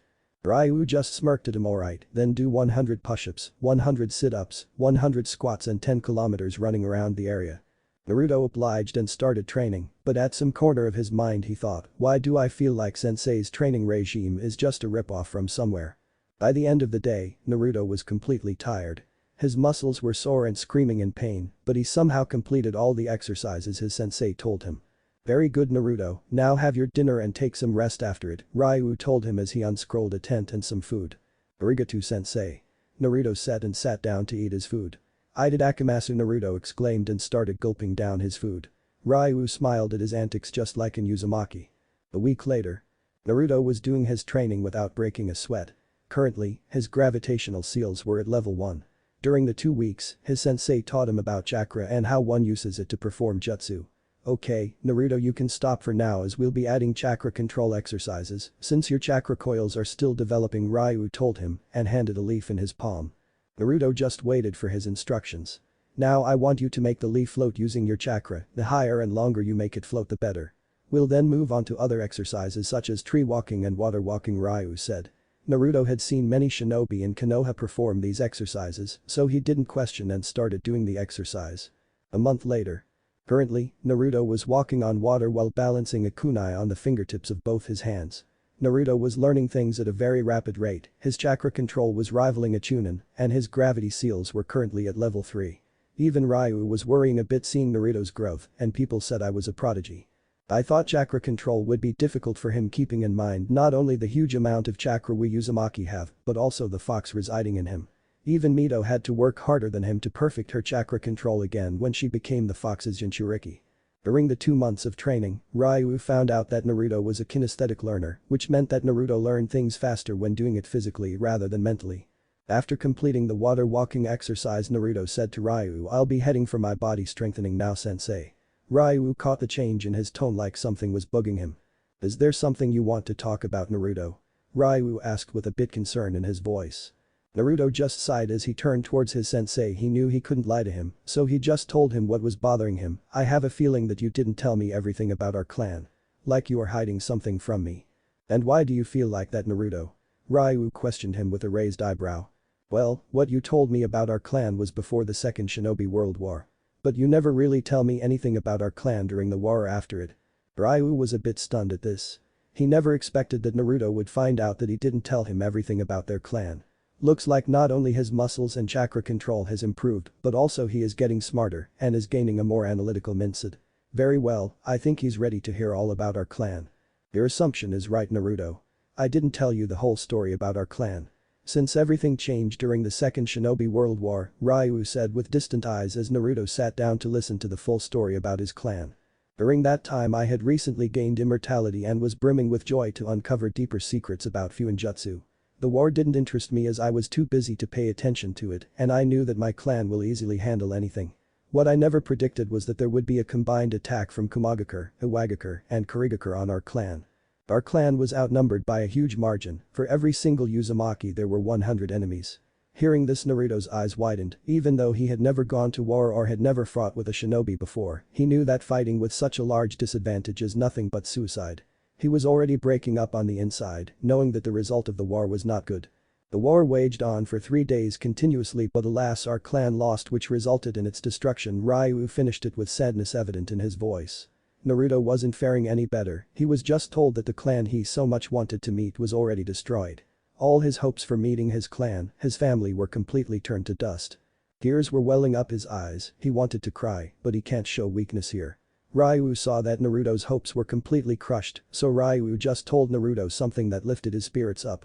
Ryu saw that Naruto's hopes were completely crushed, so Ryu just told Naruto something that he hoped would lift Naruto's spirits up. Even though our clan lost, they still did a good number on the enemy. We decimated about 85% of them, and the remaining ones fled once the reinforcements from Konoha came.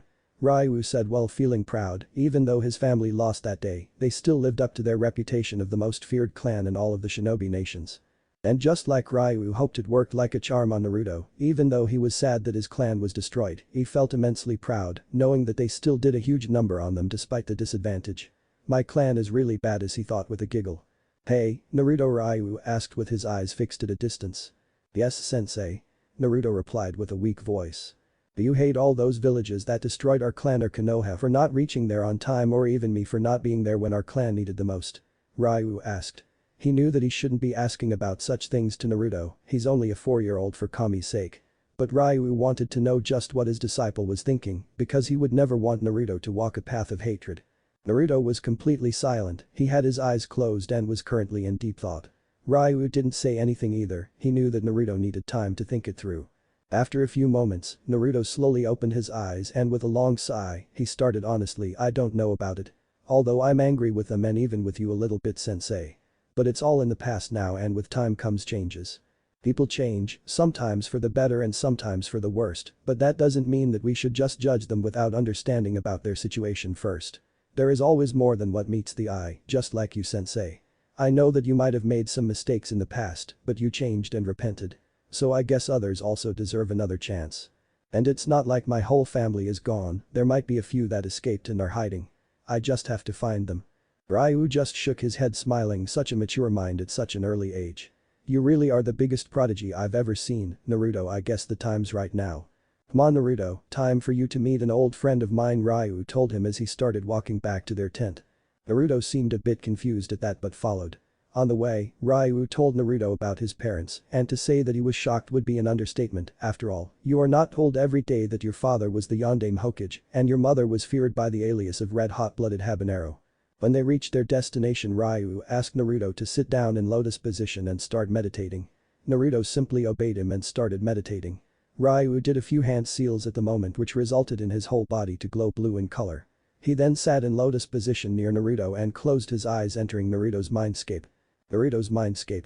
Naruto opened his eyes to find himself in some sort of dimly lit sewer with knee-level water.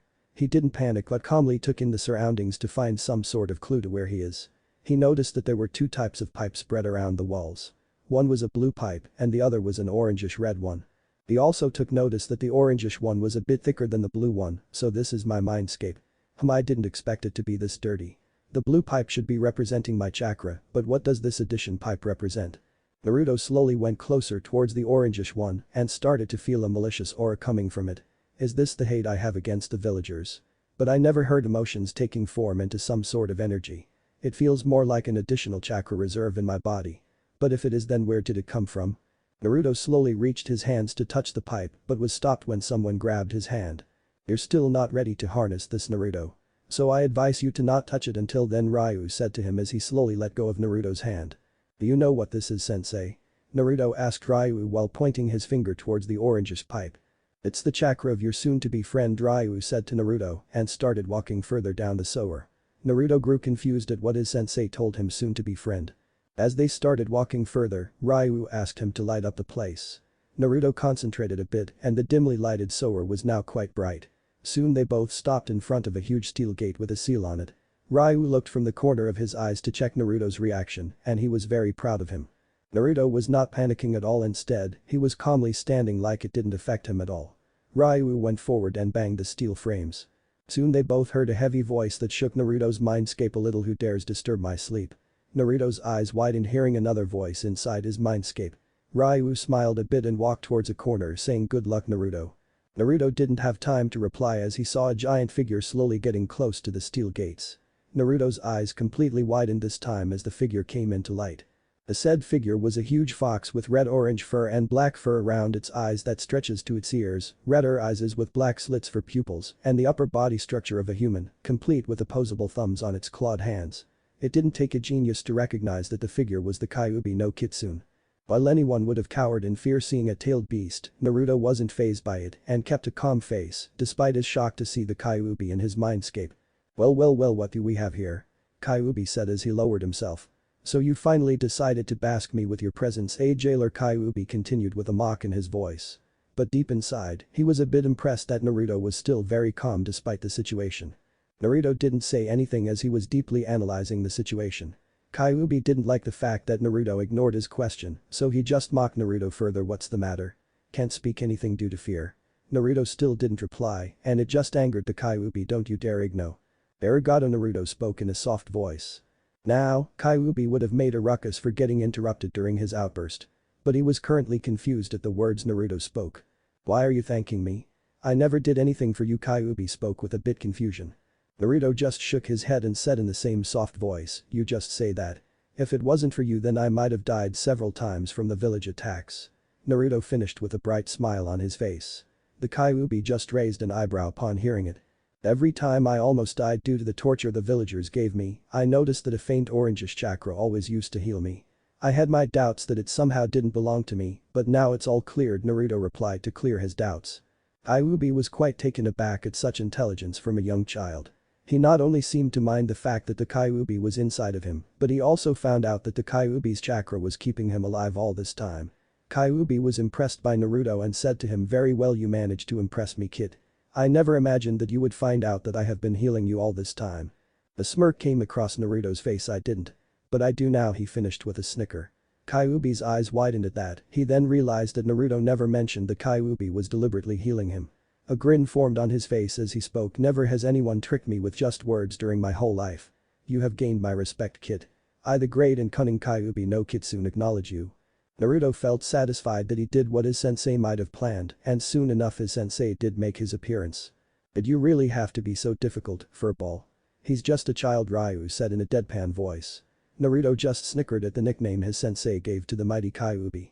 Kyuubi had his eyes wide when he saw the third person make his appearance.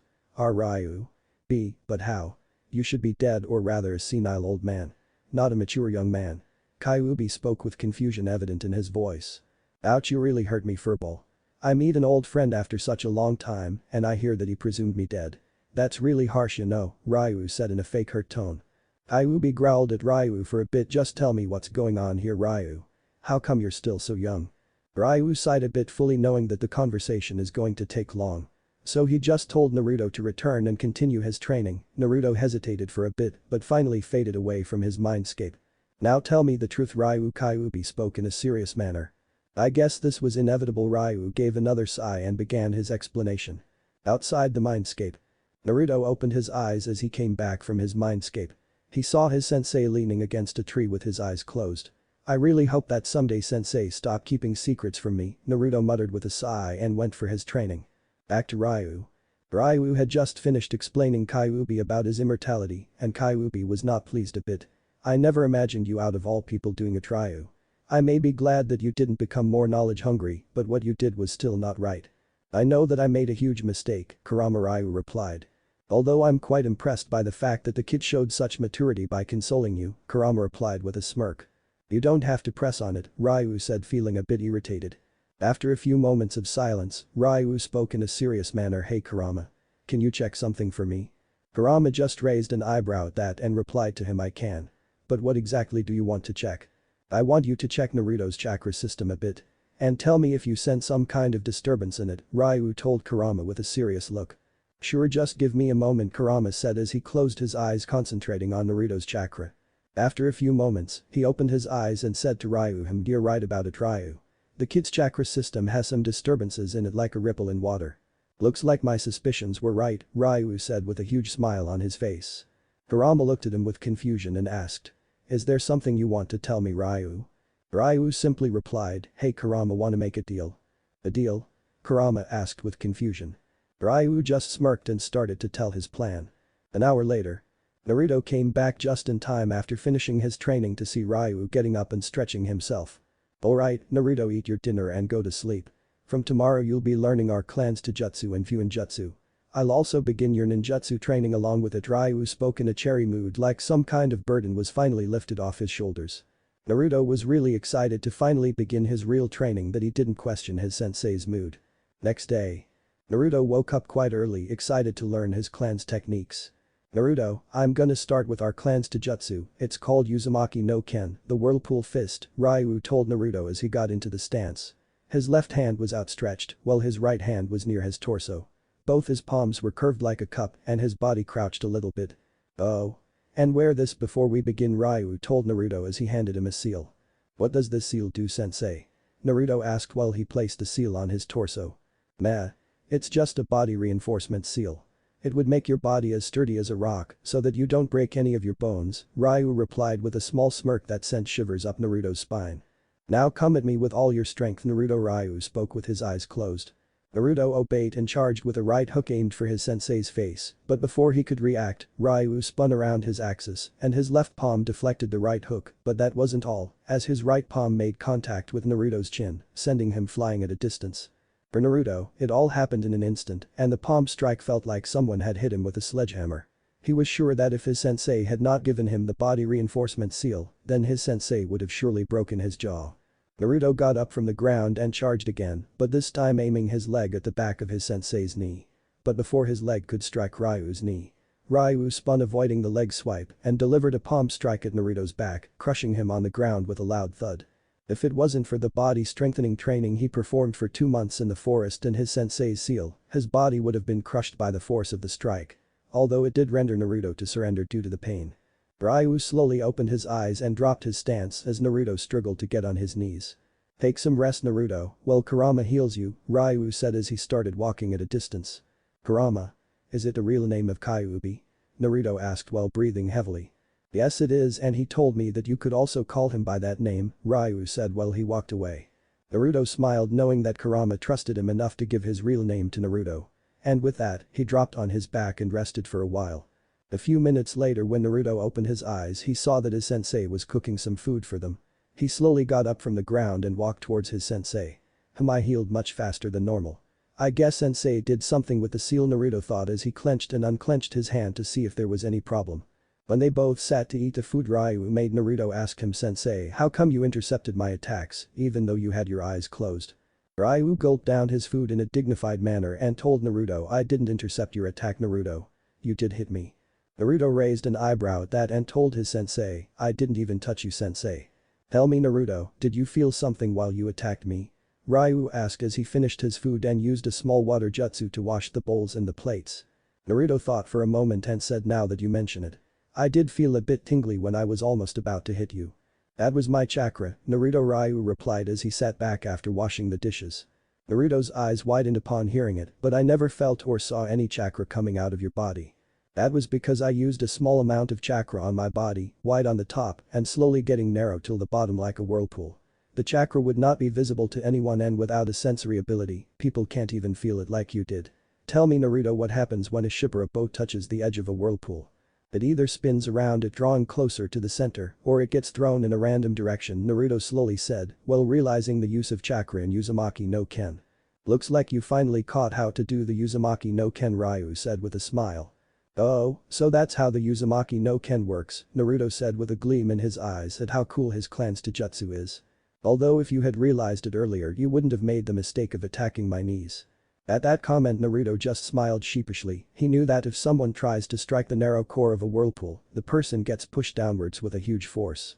Sensei. Why did you close your eyes during the fight? Is that also a part of Uzumaki no Ken? Naruto asked. It actually is, Naruto.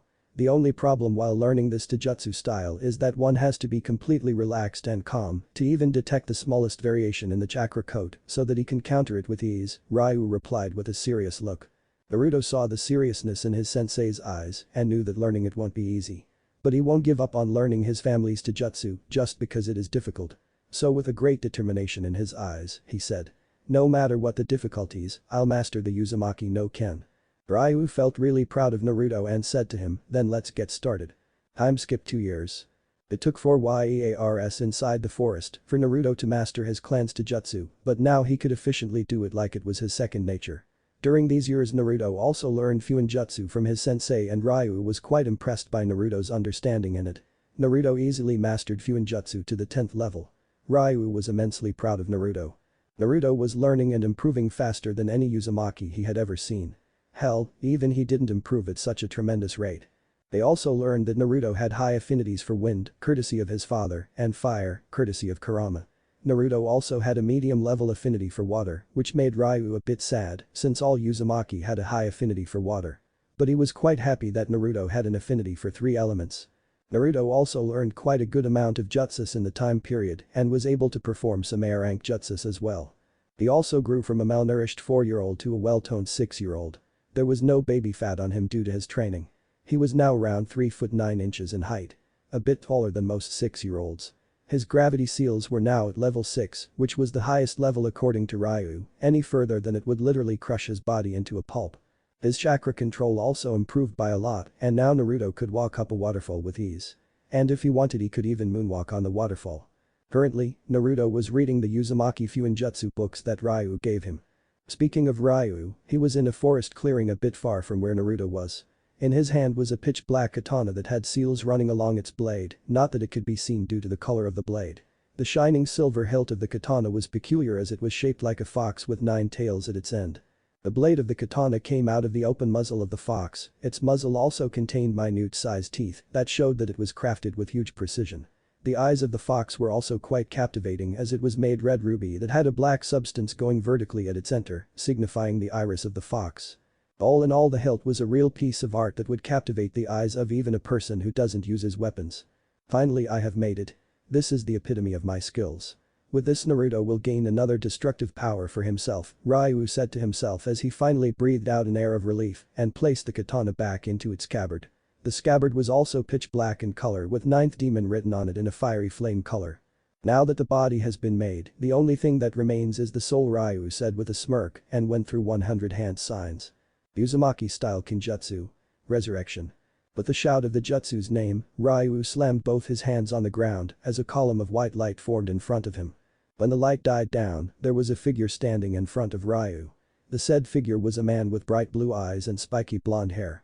He also had jaw-length bangs framing either side of his face. His attire consisted of a standard Konoha uniform with 2 bands on both of his sleeves, a green flak jacket, blue forehead protector, and blue sandals. He also wore a short-sleeved long white haori over his normal attire, closed in the front by a thin orange rope. The haori was decorated by red flame-like motifs on the edges, with the kanji for 4th Hokage written vertically down the back. He was Minato Namikaze. "Where am I?" Minato asked with confusion evident on his face. The last thing he remembered was the fact that he had sealed the Kyuubi's Yang chakra in Naruto and its Yin chakra into himself via Shiki Fuijin or dead demon consuming seal. He vaguely remembered dying soon after with his wife Kushina when the Kyuubi attacked them. "I really don't have the time to explain everything to you in detail, Namikaze brat. So prepare for a huge transfer of memory," Ryu said while he placed his right hand on Minato's head and it glowed blue in color. Minato didn't have any time to react as a huge wave of memories washed over Minato's mind about the condition Naruto lived in Konoha and about Ryu's plan. If it would have been a normal person, his or her brain would have broken down by that much amount of information given in an instant. Even a person brought back by Ito Tensei, in pure world reincarnation, would have a huge headache due to it. But what Ryu did was different. The jutsu that Ryu used brings back the soul of a person trapped in the stomach of the Shinigami, with the cost that the summoner has to give his soul to the Shinigami when he or she dies. The summoned soul will not have a body, but the soul can still touch or feel others, and it has its own free will. Also, the summoned soul can be released anytime it wants to. Although there is more to this technique, apparently the summoned soul becomes free from the clutches of Shinigami and finally ascends to the pure world after being released. Also, one thing to keep in mind is that unless the summoner's soul is of much greater value than the summoned soul, the technique will not work. When Minato finally came to his senses after taking in all the memories, he felt anger rise up at the treatment the villagers gave to his son. But he calmed himself down and asked a simple question to Ryu. "You do know that your plan will end up hurting Naruto more than you may have imagined, right?" Ryu simply answered him with a blank face. "It is this pain that will give him the ultimate power." Minato just gave a sigh in response and inserted his right hand in his chest. Moments later he took out a dense orb that had a brownish glow to it from his chest. "Here's the thing you wanted," Minato said as he handed the orb to Ryu. Ryu just took out the katana and inserted it in the orb. As soon as the blade touched the orb, it started to get absorbed in the katana. When the orb finally got absorbed, the fox's eyes on the hilt glowed for a bit and then returned to normal. Finally, Ryu said with a satisfied smirk as he sheathed the katana back into its scabbard. "So what now?" Minato asked. "Today is the 10th of October. Your son's birthday. He had always spent this day running and hiding from the mobs, but today will be different. Not only he will get this weapon as a present, he'll also receive you as his present. And what better gift is for Naruto than learning his dad's techniques personally from his dad," Ryu replied with a smile. Minato was a bit touched that Ryu thought so much for Naruto. And he was quite eager to meet his own son. Ryu soon arrived at the place Naruto was training. Naruto was currently balancing himself upside down on two kunes that were placed on the ground with his fingers. "Okay Naruto, you can stop your training now," Ryu said in a soft voice. Naruto did a backflip and landed on his feet. "What's the matter, sensei? Why did you stop me?" Naruto asked. "Do you know what date today is, Naruto?" Ryu asked with a smile. Naruto scrunched up his face a little in thought and then with a surprised look he answered, "Today is 10th of October. My birthday." "Correct," Ryu said while stretching the R. "And what does the birthday boy gets?" Ryu asked with a happy tone in his voice. "Presents." Naruto cheered. During their 4 years stare, Ryu gave Naruto presents every year, whether it be teaching an amazing jutsu to even some ramen that he brought from Konoha using a shadow clone. "So what do I get this time? Is it another awesome jutsu or maybe a huge stock of ramen?" Naruto practically drooled at the last part. Ryu may love the mature attitude that Naruto possessed, but he kept in mind that Naruto was still a child and should be spoiled like one sometimes. "None of the above, Naruto, this time I have something special for you," Ryu said to him and brought forth the katana he worked so hard to make. Naruto's eyes widened seeing such a beautiful katana, the hilt especially was so alluring that Naruto couldn't keep his eyes off it. As soon as Naruto grabbed hold of the katana he felt something spark inside him like the katana was made for him. Naruto slowly took it out of its scabbard and sank in the depths of the pitch-black blade. It was so sharp that one could cut itself just by looking at it and it just emitted raw power that sometimes you could hear it howling. "Sugoi-sensei. This is such an awesome katana, are you really giving this to me?" Naruto asked, not believing that his sensei was giving him such a powerful looking katana. Ryu simply nodded with a smile on his face. Naruto jumped towards his sensei in happiness, but Ryu dodged it. "Now Naruto, I know you're really happy, but could you please sheath the katana back before hugging me?" Ryu said with a sweat drop. Naruto just rubbed his head sheepishly as he sheathed the katana and gave a warm hug to his sensei. Despite the height difference, Ryu still felt the raw happy emotion from Naruto. "Now, since you did improve really well during our time here, I've another present for you," Ryu said while crouching down and placing a specialized kunai, tri-pronged kunai with the handle containing some sort of seal, in the ground, and before Naruto could question any further, there was a yellow flash at the place where the specialized kunai was. Naruto's eyes widened like dinner plates this time as he recognized the person who was standing in front of his eyes. After all, how can one not recognize the Yondaime Hokage, especially when he's your father? Naruto just muttered how and other things incoherently. Minato understood that his son must be in shock to see his supposed dead father alive in front of his eyes, so to clear Naruto's doubt, Minato said with a smile, "It's all thanks to your sensei here that I'm standing before you." Naruto turned his head towards his sensei who just nodded at that and was soon crushed in a tight hug by the 6-year-old. "Man, for a 6-year-old he sure is strong," Ryu thought with a sweat drop. When Naruto finally released his sensei from the hug, Ryu told him to take the day off and spend some time with his father. Naruto merrily agreed and spent the rest of the day having some father-son time. When the night finally came, Naruto and Minato headed back to where Ryu was preparing their meal. Naruto was told that his father was just a soul and would disappear once he had finished training Naruto. Naruto was a bit sad hearing it but steeled himself saying that until that time, he'll make as many memories as he can with his father. When they all ate their dinner, Ryu told Naruto about the katana. Apparently, the katana was a sentient sword that had the soul of Yin Kurama in it.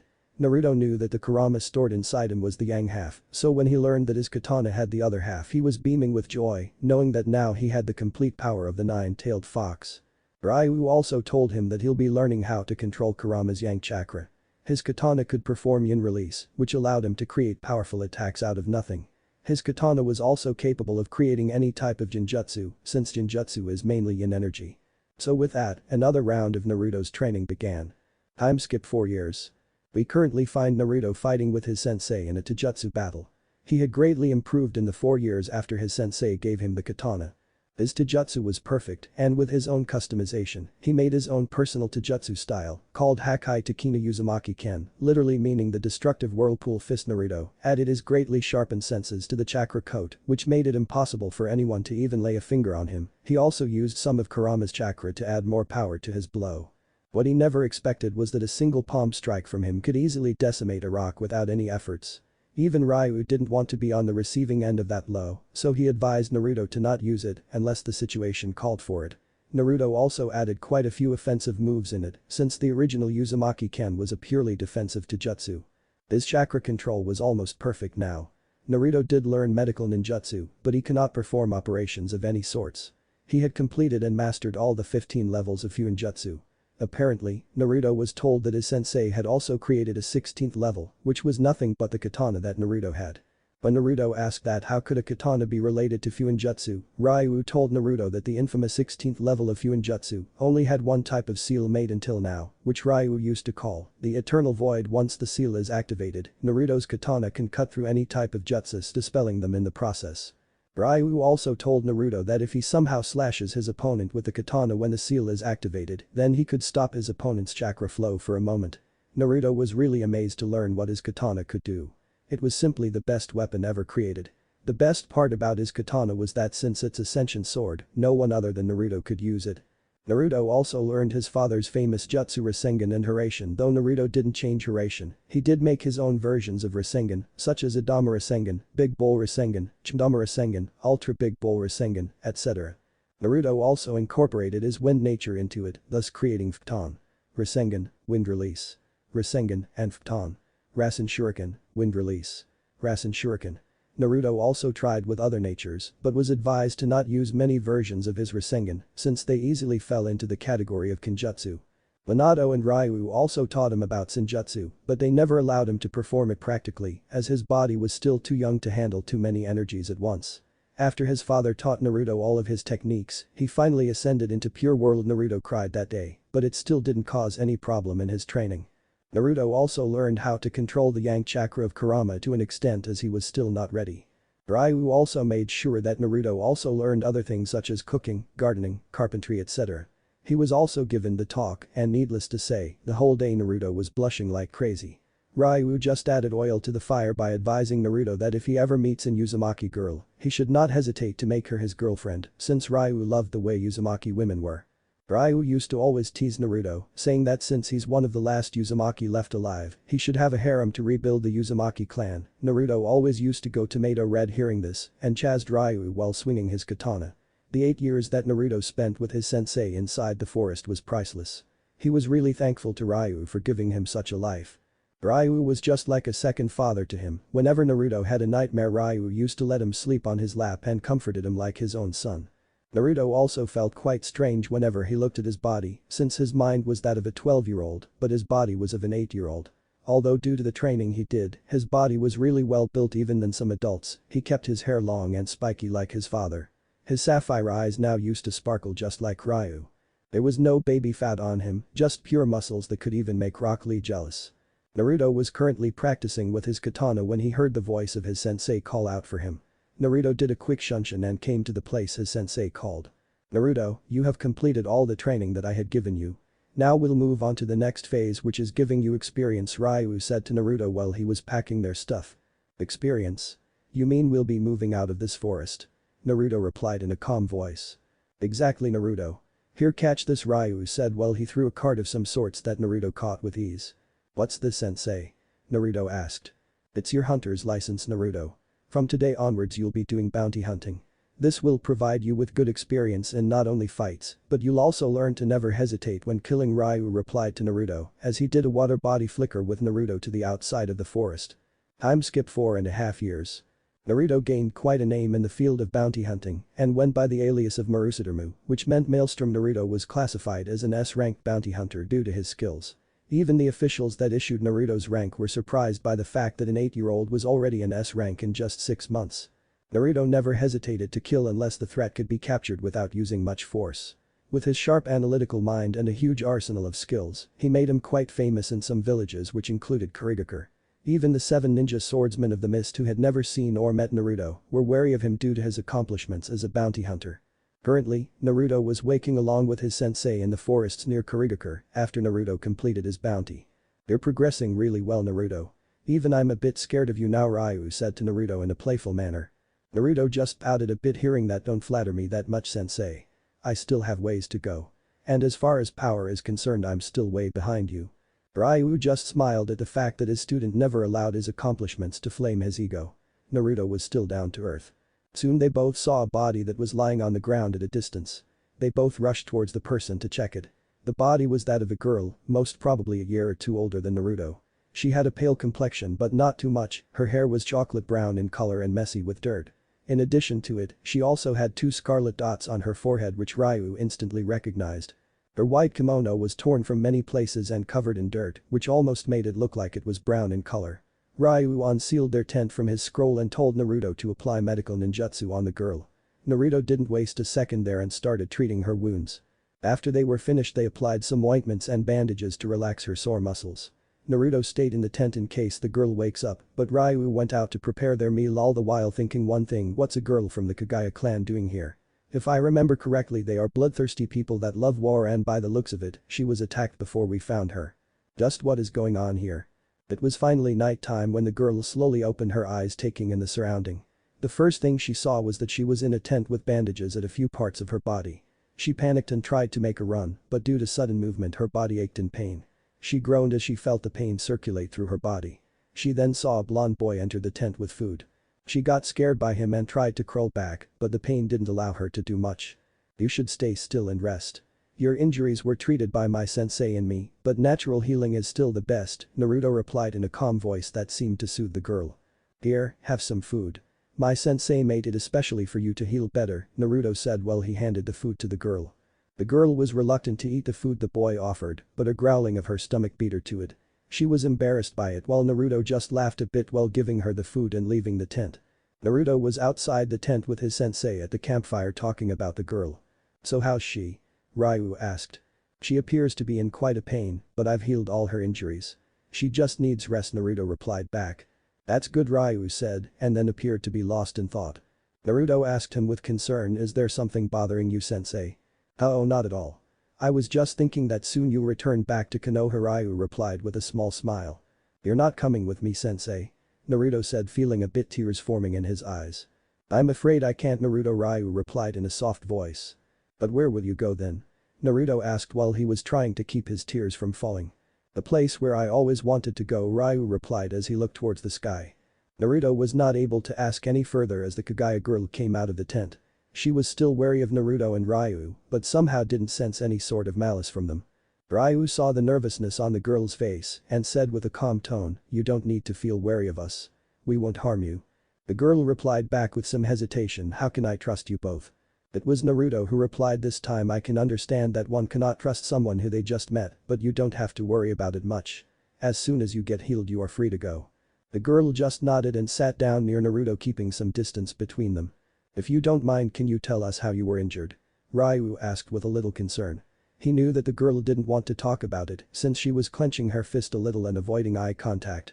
It took a while, but finally, she gave a heavy sigh and replied. "My clan attacked me." Naruto's eyes widened a bit when he heard that the girl was attacked by her own clan. Ryu kept a straight face knowing that the Kagaya clan were a bloodthirsty clan and always loved to fight, so it was not a surprise for him that she was attacked. But he knew there was more to it. "Any specific reason?" Ryu said with a calm yet serious voice. The girl knew that she couldn't lie, somehow sensing that Ryu would catch her lying, so she said the truth. "My clan always treated me like an outcast since my father was not a Kagaya. They always hated the fact that my mother married a person from outside their clan. And unlike my clan, I didn't possess any bloodlust, so they always used to torture me, saying that I didn't belong to their clan. Since my mother was the clan head at the time, nobody dared to attack me. But a week ago my father and mother died and they finally got the chance to kill me. I have been running from them ever since, and just yesterday they found and attacked me, but somehow I narrowly escaped them and was saved by both of you." The girl broke down and started crying by the time she finished. Naruto slowly got up and wrapped the girl around his arms, comforting her. The girl didn't say anything and just let Naruto comfort her. Deep inside, Naruto was furious at the treatment her clan gave her. She was just like him, that's why Naruto knew the pain she felt throughout her life. Ryu was in his own thoughts at that time, so Aiko had a daughter. I can see why she doesn't have the bloodlust that other Kagayas have. After the girl stopped crying, Naruto asked her name. My name is Akari Kagaya, she replied. That's a pretty name, Akari-chan. My name's Naruto Uzumaki, Naruto said with a fox-like grin. Akari blushed a bit at the compliment and the addition of Chan with her name. Ryu just watched this scene with a smirk. Well, would you look at the player go. Now if you two lovebirds have finished your business, would you mind leaving each other? Ryu teased them both. Naruto noticed that Akari was still in his arms. They both blushed furiously and let go of each other, not making any eye contact. Ryu just gave a hearty laugh and went to sleep in another tent that he set up. Time skip 5 years. During the 6 months Akari spent with Naruto and his sensei, she grew quite fond of Naruto.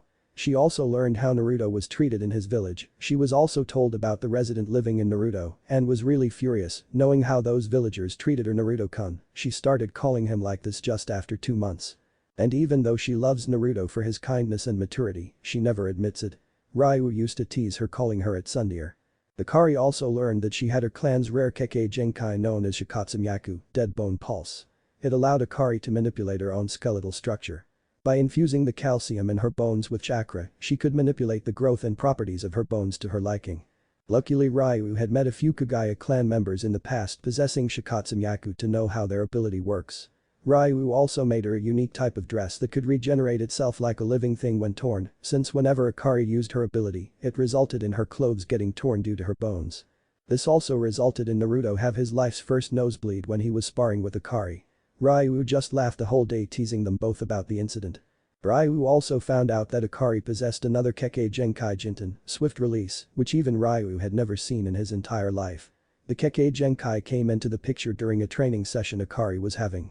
Ryu tried to deliver a palm strike on her when she suddenly seemed to vanish in thin air and instantly appear behind Ryu at a distance. When Ryu asked how she did it, Akari simply replied that she only wanted to avoid the palm strike and the rest happened automatically. It took Ryu days to find out the exact reason as to how Akari did it. In the end, he just came up to the conclusion that Akari was possessing another Kekkei Genkai, which she probably inherited from her father. When both Akari and Naruto heard the news about her possessing another Kekkei Genkai, they jumped and celebrated in happiness. It was also the day that Akari kissed Naruto on the cheeks, which caused both of them to blush furiously and avoid eye contact for the rest of the day. Ryu just laughed, liking that they both were coming closer and closer. Ryu also trained Akari to control her chakra proficiently so that she could perform Shikatsumayaku and Jinten efficiently. Akari also had her first kill during this time when she was bounty hunting with Naruto. She shivered and cried the whole day in Naruto's arms and ultimately they both slept together. Nothing happened between the two, if you are wondering, for the night. Ryu loved both Naruto and Akari as his children and decided that it was time to give Naruto his final gift before leaving. Currently, the three were back into the forest in which Ryu applied the time seals. Ryu taught both Naruto and Akari about every type of jutsus, Kekkei Genkai, the basic 5 elements of nature and secondary elements due to the combination of 2 basic elements. Akari also learned a bit of fuinjutsu, but she could only master it up to level 5. The next 4 months were spent learning about all the knowledge Ryu had along with their respective training. Currently, Akari was gone to collect some firewood and hunt an animal in the forest. Ryu told Naruto that they are gonna spar until Akari comes back. "Hum at me with all your strength, Naruto, this time no holding back," Ryu said as he took the stance of Uzumaki-ken. Naruto channeled some of Kurama's chakra into his fist and charged at a great speed towards Ryu. Ryu parried Naruto's right hook with his left palm and prepared to strike with his right palm aimed towards Naruto's chest. But Naruto quickly parried it with a left palm strike to Ryu's arm. They both spun and tried to deliver a right palm strike at each other, which resulted in a huge shockwave as both their palms met. Due to the shockwave, they both flew at a distance. Naruto saw that Ryu seemed unfazed by that strike to his palm, but on the inside, Ryu was suppressing the pain Naruto's strike gave. Damn, his Hakai Takina Uzumaki-ken is a lot powerful than I imagined. If I didn't use the high-quality reinforcement seal on my body, then I'm sure my palm would have been blasted away by that attack. I know that I told him to not hold back, but I never said to go all out. Oh wait, in a sense I guess I did. Alright, time to get serious then, Ryu thought and did a few hand seals. Suiton. Water whip technique. The whip made of water formed in Ryu's hand as he started to dance around while striking with a whip like a ribbon gymnast. Due to Ryu's very high affinity for water, even his D-rank jutsu did damage equivalent to a B-ranked one. Naruto was having a bit trouble dodging the whip since they seemed to rapidly change directions whenever he dodged them. Damn it. Sensei is really a master of fuinjutsu. If his whip touches me then it will not be good. I guess I'll just have to cut through it, Naruto thought as he unsheathed his katana. I know Sora, eternal void. Naruto muttered as he activated the seals on his katana and slashed it right through the water whip. As soon as the katana touched the water whip it instantly disappeared like it wasn't even there. Nicely done, Naruto smirked. But his happiness was short-lived as his right leg was grabbed by a water whip from behind. But how? Naruto thought as he looked towards the direction his sensei was, only to find him go poof. A shadow clone. Naruto's eyes widened as he was tugged from behind and thrown towards a tree. But at the last second Naruto substituted himself with a tree leaf. As soon as Ryu saw the substitution he got ready to fend off any attack. Naruto suddenly appeared behind with using Hurricane. Futon. Godly wind from the mountain technique. Naruto roared as he compressed an incredible amount of air in his mouth, which made it look like he was about to burst. Ryu's eyes widened as he saw that Naruto was about to use a destructive air rank jutsu at almost point-blank range, and with his high affinity for wind, the jutsu would probably decimate him. As soon as Naruto expelled the air from his mouth, a violent hurricane destroyed everything within 100 meters in front of him. Naruto didn't find any trace of his sensei, he looked a bit worried but knew that he was not going down even with this. Suddenly Naruto had to dodge a large projectile of water that came towards him. The said projectile was around 30 meters in diameter. But Naruto was in for another surprise as the projectile exploded even before touching the ground. The said explosion was also caused by an explosion tag which was hidden inside the projectile. Naruto used his katana to nullify the explosion and the water. But as soon as he did it Ryu appeared in front of him and shoot a water bullet straight towards Naruto's chest. But now Ryu was in for a surprise as Naruto poofed out of existence, but not without releasing a huge amount of wind that shredded Ryu's clothes. A wind clone, but when did he? Ryu thought in surprise as he saw his clothes. But before he could think any further he heard a voice from behind him. Idamura Sengen. The next thing Ryu knew was that he was thrown forward by an Idamura Sengen struck on his back. Ryu went flying at a distance before his skid stopped. Ryu looked up and smirked. You never failed to amuse me, Naruto. You have already surpassed me and I hope you'll still improve in the future. Alright Naruto, let's finish it up with a last attack from your katana. Try to thrust it straight in my chest, Ryu said in a loud voice so that Naruto could hear him. Naruto nodded and held his katana in a thrusting position, he then ran at a great speed towards Ryu, not noticing an orangish glow that his katana was emitting and a hidden smirk that was on Ryu's face. Squelch. Naruto's eyes widened in horror as he saw that his katana had pierced his sensei's chest and there was an orangish glow emitting from it, which he realized was his move Poison Blade, which used Kyuubi's yin chakra. And if his memory served right then it acts like a high-quality chakra poison to a person if he or she is not a Jinchuriki. Naruto was brought out of his thoughts when Ryu coughed up some blood from his mouth and smiled at Naruto. But all that Naruto was seeing was horror, his hand stained with the blood of his sensei. Naruto trembled and started muttering no in a continuous manner. Tears formed in his eyes as his grip on his katana loosened and Ryu's body fell on the ground. Kyuubi's yin chakra was spreading in his body, slowly killing him. Naruto slumped on his knees and started crying as he took out the katana from Ryu's chest. No, no, no sensei, please don't die. Sensei please, Naruto said in a trembling voice as his tears started flowing like an open tap. Ryu just smiled weakly at Naruto and said to him, don't worry Naruto. It's all I ever wanted. Don't say like that. Why didn't you dodge the strike like you always did? Why did you have to take that attack? Why are you dying when I started to see you just like my father? Naruto complained to Ryu as he cried harder and harder. Ryu was a bit surprised at the statement, you saw me as a father? Naruto nodded slowly. Ryu just smiled at him and placed his hand on Naruto's cheek, wiping his tears. I also saw you as my own son, Ryu replied to Naruto in the softest voice one could say in. Naruto leaned on Ryu's hand, hearing it. I'm glad to hear that Tusan, he also spoke in a very soft voice as a smile formed on his face. But after a moment Ryu's hand dropped from Naruto's cheek on the ground lifelessly. Naruto looked in great horror as his second father's body laid on the ground lifelessly. Oi Tusan, wake up, come on, don't joke with me, Naruto said with a weak laugh as he shook Ryu's body. Tusan. Naruto screamed with all his energy towards the sky in pain when suddenly his pain increased almost 10 times. Arg. Naruto growled as he felt like his whole body was set on fire, especially his eyes which felt like they were melting from the heat. Hikari was just returning after her hunt when she suddenly heard Naruto's painful scream. She dropped her hunt and used Jinten to quickly rush to where the voice came from. When she reached there her eyes went wide with fear. Her father figure was on the ground dead with Naruto beside him screaming in pain.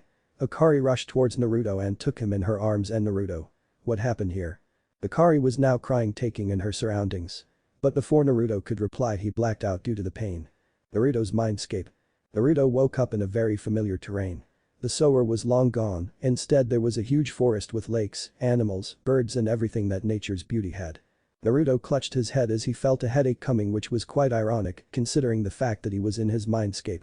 Naruto looked around and saw two figures at a distance. Both of them had fox features with 9 tails, the only difference was that one had an orangish red fur, while the other had brownish fur. They were Kurama's yang and yin parts. Naruto glared towards them both. Kurama. Explain to me as to why you activated poison blade move when I never gave such a command. They both sighed at the question, and then Yang Kurama spoke. Listen kid, it was all because Ryu asked us to do it. Naruto's eyes widened, but then soon they turned furious. Why would Tusan order you to kill him? Stop lying to me. Yin Kurama replied to Naruto this time. Listen Naruto, before you ask any more questions just look at your eyes in the lake. As he pointed towards a huge lake behind Naruto. Naruto was reluctant to go but still went so that he could know the truth. But when he saw the reflection of his eyes in the lake, he was taken aback suddenly.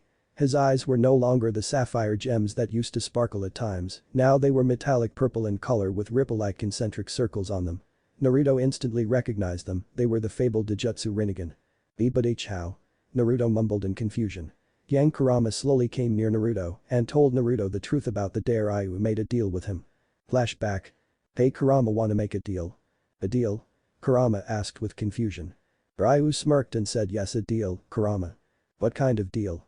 Kurama asked with a raised eyebrow. I'll get you your yin half. Ryu gave another smirk at Kurama's reaction. Kurama had his eyes widened completely. He knew that his yin half was in Shinigami's stomach sealed within the Yondaime Hokage. So getting it would be almost impossible, but he knew that the person he was talking to was Ryu Uzumaki, the fuinjutsu no kami who designed the Shiki Fuijin. You're not kidding with me, are you Ryu? Kurama asked with another raised eyebrow, but this time his voice had a bit of hope of finally reuniting with his other half. I'm serious about it, Kurama. Ryu replied. Kurama was beaming with joy at finally becoming his complete self. But then he remembered that Ryu said it was a deal, therefore Kurama had to give something in return. But what do you want from me in return? Kurama asked. Ryu simply stated, I want you to activate the Rinnegan. Kurama's eyes widened hearing the name of the eyes his father had. Rinnegan, where did you find it? Kurama stopped midway as he finally realized the source of the disturbances in Naruto's chakra. No. It can't be. You're joking with me, right? Kurama said, still not believing that his host possessed those eyes. You better believe it, Kurama. We Uzumaki were the descendants of Asura along with Senju. Since Asura never inherited Hagoromo's eyes, I always doubted that they must be in dormant state present in the body of Asura and his descendants. Although very few had it, none showed its activation. The first time I felt that Naruto might be able to activate them was when he started learning at a tremendous rate, as if he had some kind of Dijutsu, Ryu replied to clear all the doubts Kurama had. But what do you want me to do? I don't know how to activate it, Kurama asked. Rinnegan users always tread on the path of pain. In short, unless Naruto receives a huge pain mentally, he won't be able to spark the activation of Rinnegan. But I've already taken care of it, so what I want you to do is to supply a huge amount of chakra when this spark happens, so that the disturbance spreads into his body completely and activates the Rinnegan, Ryu replied. And exactly how do you plan to do it? Kurama asked, not liking where this was going. I'm going to let Naruto kill me by his own hands, Ryu replied in a calm voice. Kurama was shocked to hear it and growled at Ryu, are you mad? What kind of stupid plan is that? It's not a stupid plan, Kurama. Nothing will give Naruto more mental pain than killing me, Ryu replied, still being his calm self. Why are you so hellbent on dying, Ryu? Kurama asked in his deep voice. Ryu chuckled a bit. It's quite funny you're asking me that question, Kurama. Kurama raised an eyebrow at that. I have made many mistakes in my whole life, Kurama. One of them was to give myself immortality so that I never age. I've spent years suffering because of this. I lost my clan and many precious people aged and died in front of me while I stayed the same. I even had the thought of killing myself once, but I wasn't able to do it. Guess this immortality doesn't allow me to take my own life, Ryu said with a sad look. You do know that your stupid plan will end up hurting that kid more than you imagine, right? Kurama said with a sigh as he knew that Ryu would not stop, no matter how much Kurama convinces him. But that's the price he has to pay for the ultimate power, Ryu replied with a small smile. Fine. I'll help you, but tell me just how do you plan to execute your death? Kurama asked. Your yin chakra will help me execute it, Ryu said with a small smirk. Kurama just raised an eyebrow for Ryu to continue, your yin chakra would be poisonous to anyone except a Jinchuriki, even I can't handle it. I thought you were immortal. Kurama asked him. I don't age, that's the only thing this immortality provides. I can still die if you try to kill me, Ryu replied to Kurama as a matter of fact. Kurama just sighed knowing that Ryu had all of it planned, so he just said. So, the deal's final, I guess, slipping one of his fingers between the cage bars. Yep. The deal's final and set, Ryu replied as he shook Kurama's finger with his hand. Flashback end. Naruto's mindscape. After hearing all that, Naruto burst into tears. He never knew that his father figure actually planned all this just so that he could get the Rinnegan. But why did he have to do it? I had enough power already, didn't I? Naruto asked in between sobs, cursing himself for his lack of power, which might have led Ryu to plan all this. You don't have to blame yourself, kid. Ryu promised you that he'll provide you with every possible power, didn't he? Kurama replied. He was a great man, Naruto. He always loved you and Akari as his own children. He would never want any of you getting harmed just because your power was somehow insufficient, Kurama said to Naruto. And Ryu would never want to see you break down like this. Tell me, kid, would you let Ryu's sacrifice go to waste or will you make him proud? Kurama continued. Hearing that, Naruto clenched his fists and wiped away his tears. No. I won't let Two-san's sacrifice go to waste. If Two-san wanted me to acquire this power, I'll make him proud of me. Both the Kurama half smiled at that.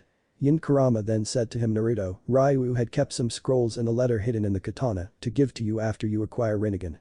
I'll be unsealing them now, make sure to read them. Naruto nodded and disappeared from his mindscape. So what do you think? Just how powerful he'll be once he mastered the powers of Rinnegan? Kurama asked his counterpart. Let's just say that even we won't make the mistake of messing with him, Kurama replied with a laugh. And done. Outside of Naruto's mindscape. Naruto laid unconscious in the arms of Akari. I only went for an hour, what exactly happened here? Akari thought as she cried at the sight of her two most precious people, one dead and the other unconscious. She was brought out of her thoughts when she felt Naruto slowly getting his consciousness back. Naruto groaned lightly as he slowly opened his eyes. The first thing that he saw was the crying face of Akari. Hey, Akari-chan. Why the sad face? Naruto asked. But instead of a reply, he was taken in a bone-crushing hug. Naruto was fully awake now, not because of surprise, but due to suffocation. Apparently, Akari was quite a tight hugger. Akari-chan can't breathe, Naruto said as he started turning purple due to suffocation. Akari realized that she was crushing Naruto, so she quickly left him and turned away, getting red-faced from embarrassment. After Naruto regained his breath, Akari asked him, still shaking a bit, and Naruto-kun, what happened here? Naruto let out a deep sigh. He didn't know how Akari will react to the truth, but he still told her everything he learned. After the explanation, Akari didn't say anything and silently cried as she just heard the whole truth from Naruto. She did understand the reason her father figure gave his life for, but still hated the fact that there was no other way. Naruto respected her silence and went towards his sensei Two-san's body. He really felt pain looking at his father's dead body, but steeled himself so as to respect his father's wishes. After Akari calmed down, Naruto asked her to help him dig a grave to lay there Two-san's body. Akari simply nodded and helped her. Naruto-kun. By the end of the day, they both buried their father figure, all the while trying not to cry. Both Akari and Naruto cried and were comforting each other the whole night. The next day didn't bring as much excitement like it usually did for Akari and Naruto. Naruto was cooking for them and Akari was still in her tent sobbing. Naruto felt really bad for Akari when she accidentally rushed out of their tent, hoping that her father figure will be just outside cooking for them. When Naruto finished cooking their meal, he went inside their tent and they both ate their food slowly. After finishing their food, Naruto heard some kind of howl coming from outside their tent. Naruto instantly knew that his katana was calling for him. He told Akari to wait inside the tent as only Naruto can hear his katana's voice. Akari was a bit hesitant but agreed to it. Naruto kissed her forehead before leaving so that she didn't worry much about it, and it worked like magic as a smile came across Akari's face and a cute blush adorned her cheeks. Naruto went towards his katana to check why it was calling for him. When he reached there, he saw a few scrolls and a letter lying alongside his katana. These were the last gifts Ryu wanted me to give to you, Naruto. Kurama's voice came from inside Naruto's mind. Naruto smiled a bit and picked up the scrolls and the letter along with his katana. Naruto went back inside the tent to see Akari waiting for him. She gave Naruto a look of confusion seeing the scrolls and letter he was carrying. These are from Two-san, Akari-chan, Naruto said with a smile. Akari literally jumped at Naruto when she heard Two-san, she was impatiently telling Naruto to open them. Naruto didn't say anything and started with a letter which was addressed to both Naruto and Akari. Dear Naruto and Akari. First of all, I want to apologize to you for leaving you both alone on your own. I never wanted to hurt any of you, but it was necessary so that Naruto can gain the Rinnegan. Always remember that I loved both of you as my children, and it's a father's job to make sure his children have a bright future, right? Now, Naruto, I don't want you to go blaming yourself for killing me. You must always remember that it was not you who killed me, but me who deliberately killed myself. If you want to respect my wishes, then make sure that you stop blaming yourself and master the powers of Rinnegan. Bakari, make sure that Naruto doesn't do anything stupid and always support him, not that I think he'll do, but still. Also, I'll let you know that I fully support your relationship with Naruto. You must make a move on Naruto quickly cause I have a feeling that he's gonna steal the hearts of a lot of women. Haha. Now, I've left 3 scrolls for Naruto and 3 scrolls for Akari, so make sure that you both read and learn the things given in it. The blue scroll explains about the Rinnegan. The red scroll explains about Uzumaki clan's secret technique adamantine sealing chains. The green scroll explains more about Akari Shikatsumaku. The yellow scroll is my research knowledge about Akari's Jinten. The brown scroll contains my collection of Suiton Jutsu for Akari, since she has a high affinity for it. The white scroll is a surprise for Naruto. Also a special warning to Naruto. Don't try to revive me. The letter was a very simple one, neither too long nor too short, neither too detailed nor too blunt. Naruto and Akari felt a bit better after reading the last letter from their Tusan. Although they did feel a bit embarrassed that Ryu just openly told them to hook up. Not that they didn't want to, but it caused a bit uncomfortable atmosphere between the two. Naruto was also a bit confused about the last line Ryu wrote in the letter. Even in his death, Tusan won't stop with his puzzles, Naruto thought with a smile. Naruto looked over the 6 scrolls that were present. He took the blue, red and white scrolls and gave Akari the green, yellow and brown one. Let's not waste our Tusan's effort, Akari-chan, Naruto said with a smile as he opened the blue scroll. Akari smiled warmly at her Naruto-kun, but then something crossed her mind. Naruto-kun. Naruto simply looked at her and replied with a You told me that you have the Rinnegan, right? Naruto just nodded. But aren't the eyes of Rinnegan users a color of metallic purple with ripple-like concentric circles? Naruto nodded again, but this time with a raised eyebrow. But your eyes are still the same sapphire color like it was before, Akari asked with confusion.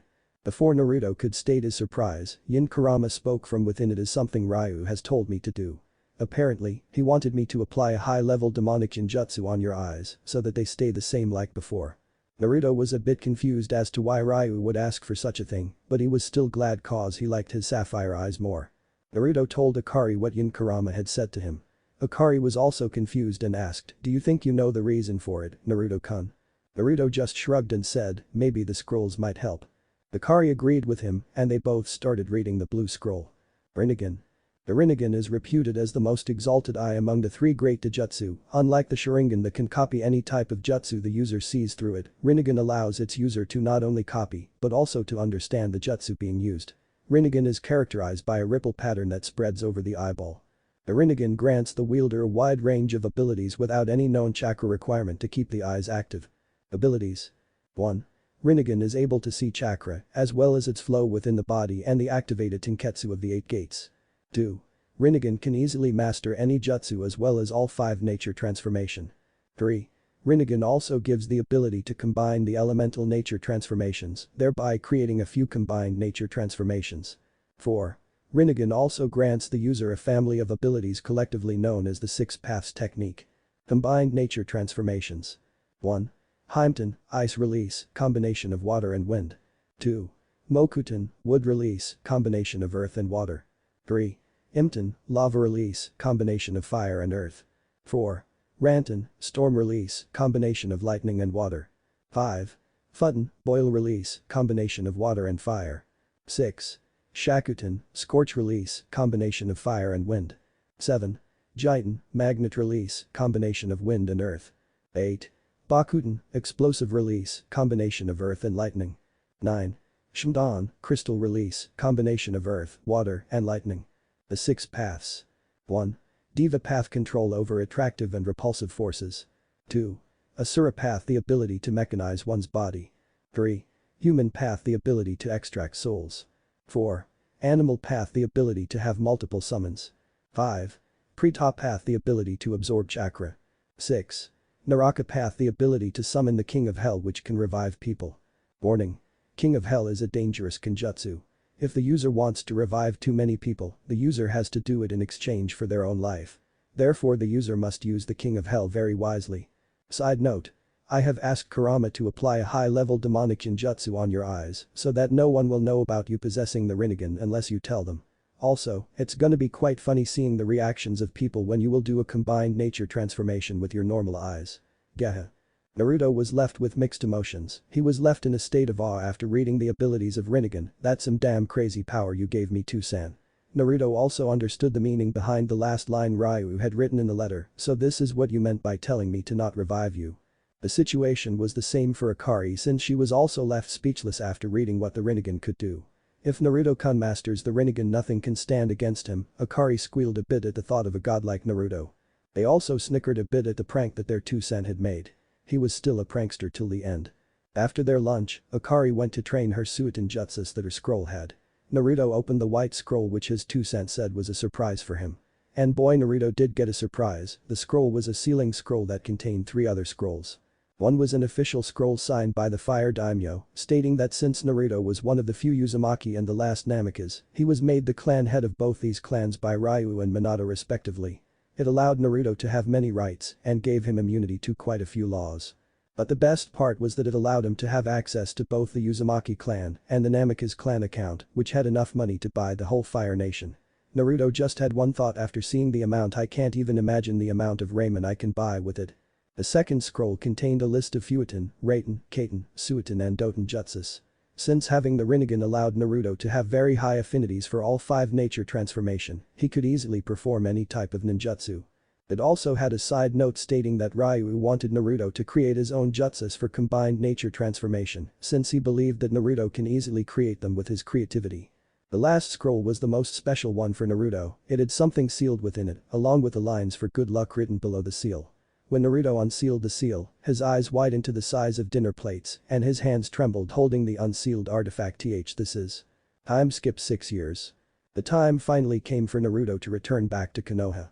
The last 1 year, which was 2, inside the forest, was very fruitful for Naruto and Akari. Akari had completely mastered her Shikatsu and Suitin jutsus that were mentioned in her scrolls. She also had a great control over her Jinten due to the notes that were given in the scroll. She was now 12 years old and 5'1" with waist-length chocolate brown hair, vivid green eyes, and 2 scarlet dots that adorned her forehead.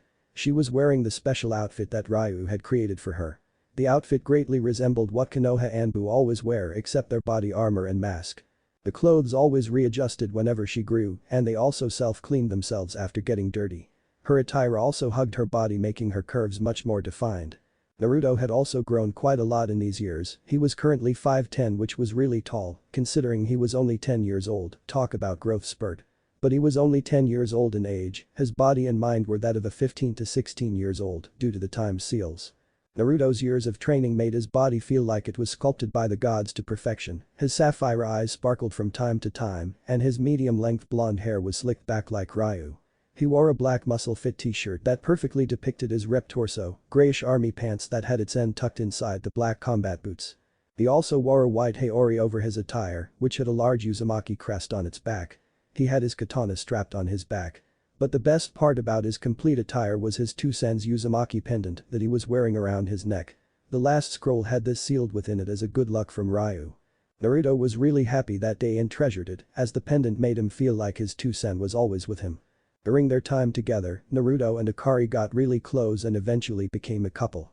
With Naruto confessing to Akari since she always used to give the typical tsundere response, it's not like I love you baka. With a huge blush.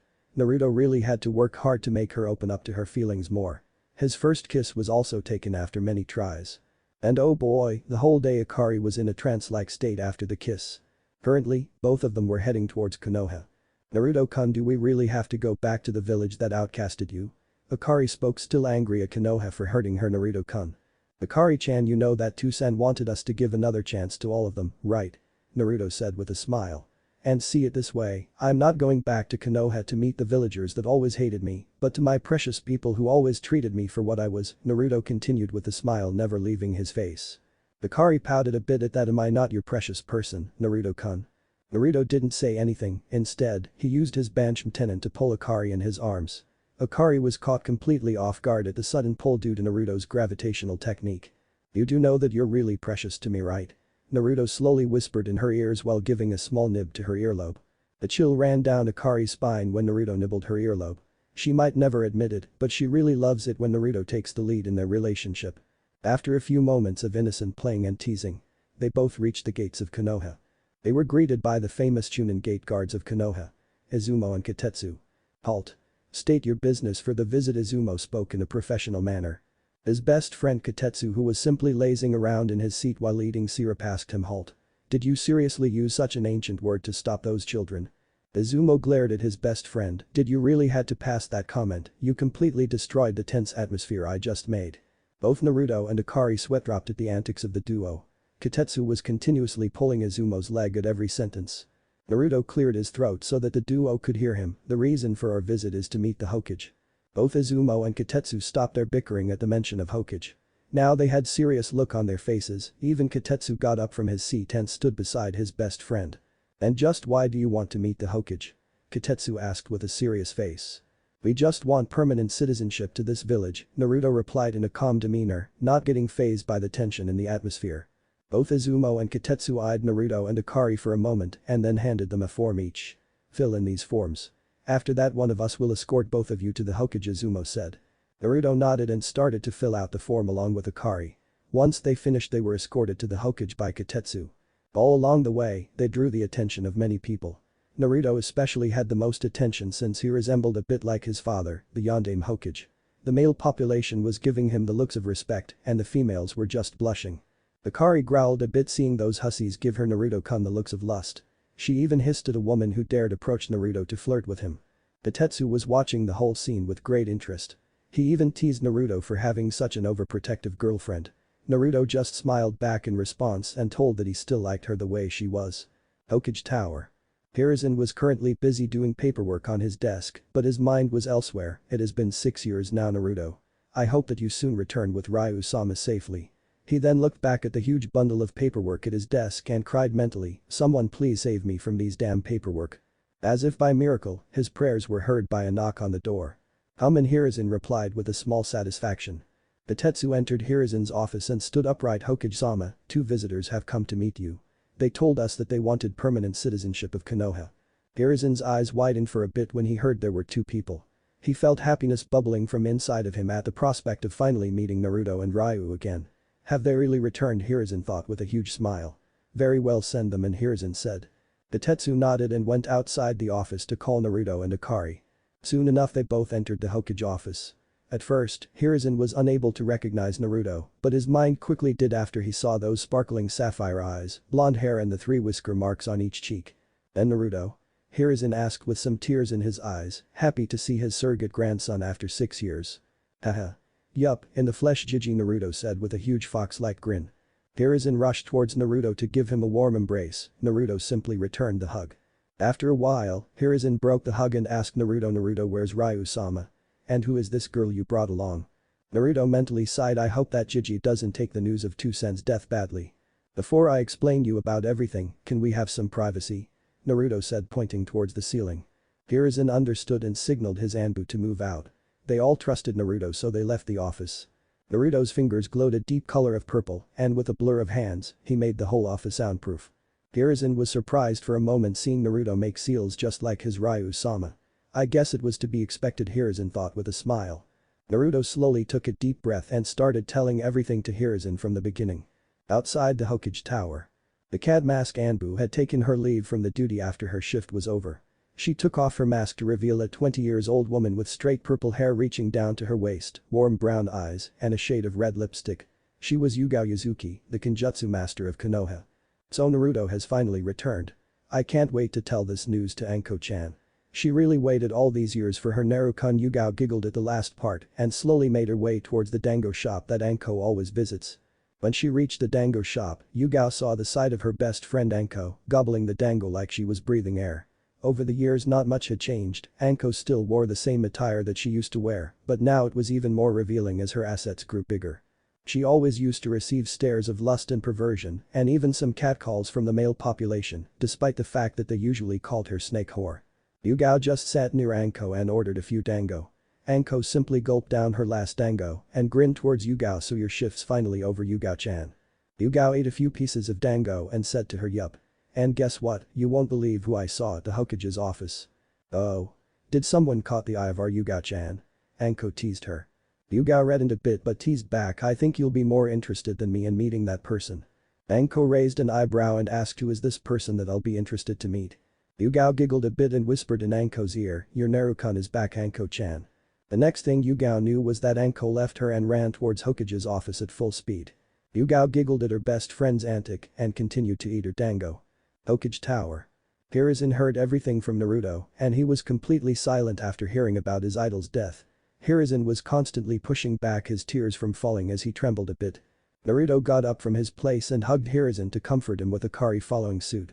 It took a moment for Hiruzen to gain back his bearings and stop his sobbing. After Hiruzen got emotionally stable he asked with a smile to Naruto, so you've not only learned your clan's technique and fuinjutsu, but you also gained control over Kyuubi, along with the acquisition of the Rinnegan. And don't forget the name I earned in the field of bounty hunting, Naruto said with a proud look. Hiruzen felt really proud of Naruto. He had heard the name of the bounty hunter by the alias of Marusadermu a lot but never knew it was his surrogate grandson. Considering that you're already an S rank, would you like me to give you the rank of Chunin? Hiruzen asked. I'm really honored that you want me to be a Chunin, but I'll have to decline the offer, Jiji. I don't think people could digest the fact that a boy who is only 10 years old is already a Chunin, Naruto politely replied. But you don't look like a 10-year-old, Hiruzen inquired. The time I spent in the forest with those time seals are the cause of it. For you, I came back after 6 years, but for me, I'm back after 12 years, Naruto replied, sheepishly rubbing the back of his head. Hiruzen just rubbed his forehead at that. This is way too confusing for my age. Naruto and Akari chuckled a bit hearing that. So Naruto, what do you want to do now? Hiruzen asked. Well, we're still unregistered ninjas without any affiliation to any village. So I was thinking if you could register both of us as Konoha citizen and prepare our admission papers for the Ninja Academy, Naruto replied. You want to be a genin? Hiruzen asked with a bit disbelief since he knew Naruto was way ahead of that rank. Yep. I actually want to advance the ranks like a normal 10-year-old, Naruto said with a smile. Even though you could easily have a rank of Chunin with your power, you're still down to earth. You've really grown a lot, Naruto, Hiruzen said with a smile. Naruto replied with a bigger smile. Oh, and your new home has already been constructed, here's the key for it, Hiruzen said as he handed the key to Naruto. Thanks, Jiji. I knew I could count on you for it, Naruto replied with a smile as he grabbed the key. I'll prepare the documents then. And while I'm at it, why don't you take your girlfriend for a visit around Konoha, Hiruzen teased Naruto. Akari blushed while Naruto just gave a small chuckle. It was at that moment the doors of Hiruzen's office busted open due to a kick from Anko. Anko just eyed the room and when her eyes fell on Naruto, she jumped towards him while crying, Naruto-kun. Naruto could have easily dodged her, but he didn't do it and let Anko hug him for as long as she wanted. Akari was getting really jealous and twitching in irritation seeing Anko hug her, Naruto-kun, while Hiruzen was giving a perverted giggle. Okay, that's enough now.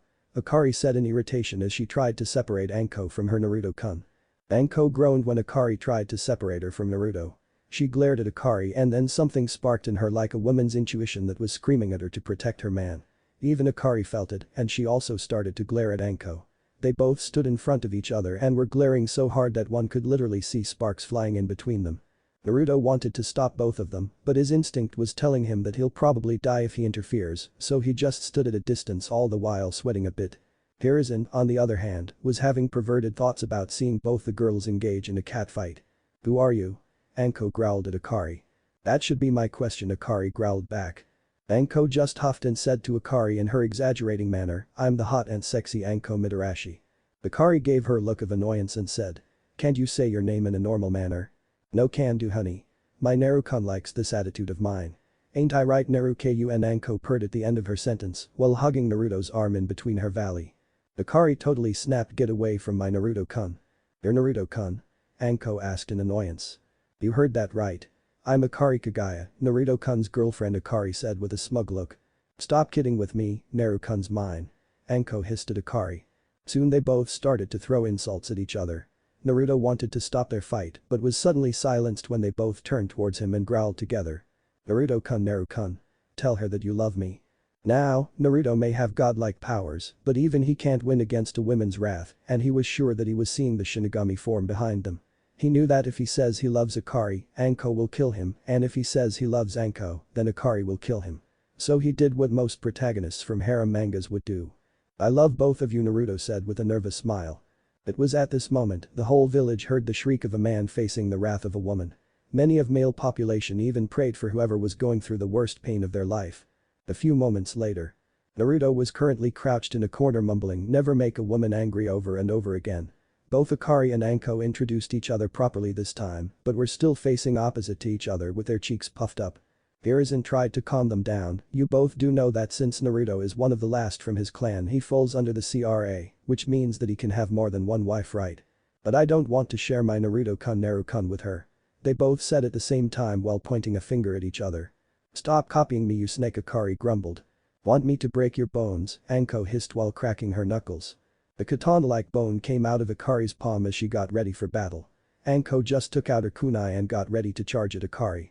Hiruzen wanted to stop them before they started the fight inside his office, but before he could act he saw blue glowing chains slither from the ground and wrap around both the women. That would be enough now, a voice came from a corner. Hiruzen turned his head and saw the standing form of Naruto holding the ends of those chains that were binding Akari and Anko. Playtime's over now, both of you, Naruto said in a commanding voice. Akari and Anko just nodded.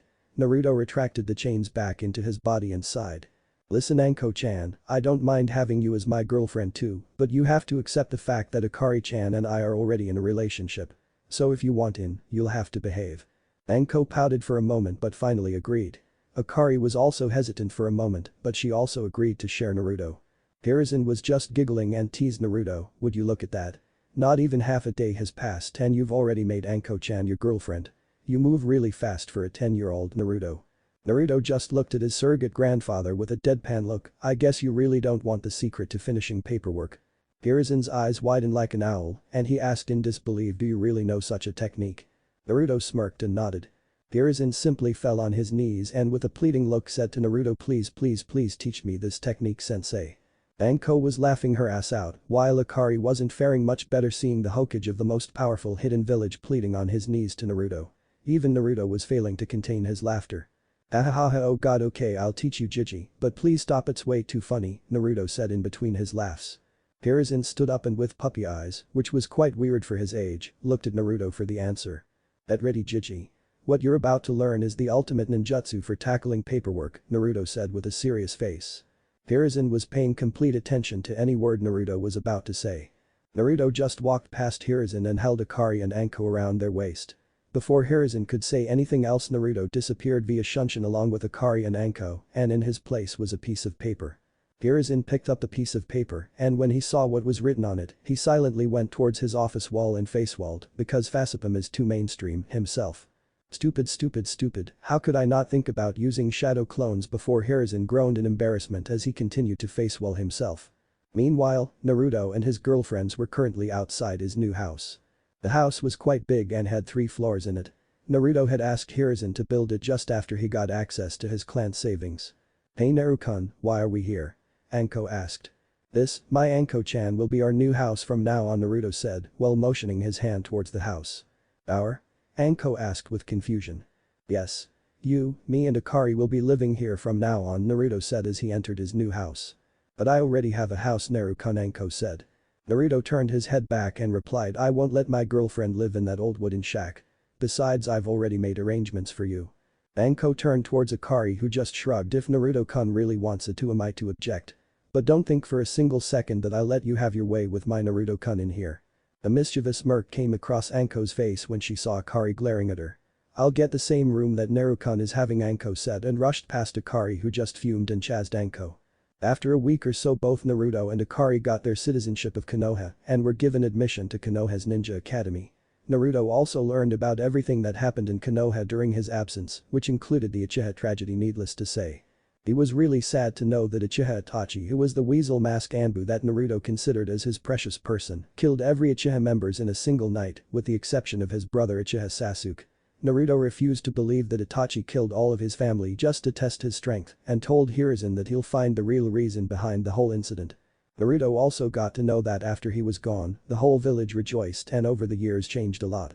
All of the village children were told that Naruto was the Kyuubi.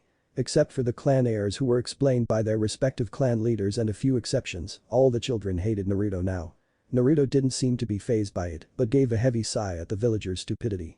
Naruto was also given the list of his classmates and was a bit surprised to know that his batch consisted of many clan heirs. Naruto also did a high-level demonic ninjutsu over him so that his height shortened from 5'10" to 5'1", since he didn't want his classmates or rather anyone to look at him like he was a giant. As soon as Anko got to know that her Naruto-kun was going to become a genin, she rushed to the Hokage's office to already choose Naruto in her team. Although when Hiruzen said to her that she can't just create a new team, a smirk came across her face and she told Hiruzen her plan. Currently, both Akari and Naruto were walking towards the ninja academy for their first day. Do we really have to do this, Naruto-kun? I mean, we are way above the level of a genin, Akari complained a bit. Don't say that, Akari-chan. We might be strong characters, but it's always fun to start the game from level 1, Naruto replied. Alright, Akari said with a pout. On their way to the academy, they saw 3 boys around the age of 12 or something picking on a girl. The said girl had dark blue hair that was kept in a harem cut, her hair was short, kept just above her forehead, with chin-length strands framing her face. She was wearing a cream-colored hooded jacket with a fire symbol on the upper sleeves and fur around the cuffs and hem, along with it she was wearing navy blue pants. The girl was crying a bit as the bullies were calling her a weirdo due to her eyes. Hey, what's with those ugly eyes, bully 1 said. She doesn't even have pupils, is she blind, bully 2 teased. That would mean that she can't tell anyone even anything we do, bully 3 said as he picked up a rock and was about to throw it on the girl. But before any of them could even lift a finger at the girl, they were suddenly thrown away from the girl by a strong invisible force and were instantly knocked out after hitting the trees. The girl didn't understand what happened but was completely caught off guard when she saw a handsome blonde approach her and offered her his hand. You okay? Naruto asked with concern. He always hated bullies since he was bullied or rather tortured before he left Konoha. The girl blushed a bit but replied while taking Naruto's hand, why yeah, I'm okay. Thank you for saving me. Naruto chuckled at her stuttering, finding it really cute. No problem. Anything for a cute girl like you, Naruto said with his famous fox-like smile. The girl blushed furiously at the compliment. HET thinks I'm CC cute. By the way, I'm Naruto Uzumaki. What's your name? Naruto asked. I'm Hinata Hyuga, the girl replied. That's a really pretty name, Hinata-chan, Naruto said, oblivious to the suffix he simply added. Hinata-chan. Hinata blushed scarlet red due to the suffix Naruto simply added to her name. Wait. I remember now. We're in the same batch, Naruto exclaimed a bit. Hinata got a bit confused when she heard that Naruto was in the same class as her. It would be impossible that she could not have remembered Naruto being in the same class as her, since he could easily draw the attention of people towards himself with his looks. And Naruto-san, I don't think I ever saw you, Hinata asked with confusion. Well, that's because I'm a new admission along with Akari-chan here, Naruto said while he motioned his hand to his right. Hinata then noticed Akari standing to the right of Naruto with a smile on her face. Hinata furiously apologized to Akari for not noticing her earlier. It's okay, Hinata-san. I really don't mind, Akari said with a sweat drop seeing Hinata apologize with such intensity. But when Akari's eyes met Hinata's, her women intuition started screaming that this girl was even more dangerous than Anko. Akari just shrugged it aside, seeing that Hinata was a very shy person and would never pose much threat to her if only she would have listened to her women's intuition. After a moment, the trio started walking towards the academy together. Ninja Academy. Iruka Yamino was having a tough day since his assistant Mizuki was sick. He had to deal with the whole class alone. The said class were in their own world as everyone was busy doing their own thing.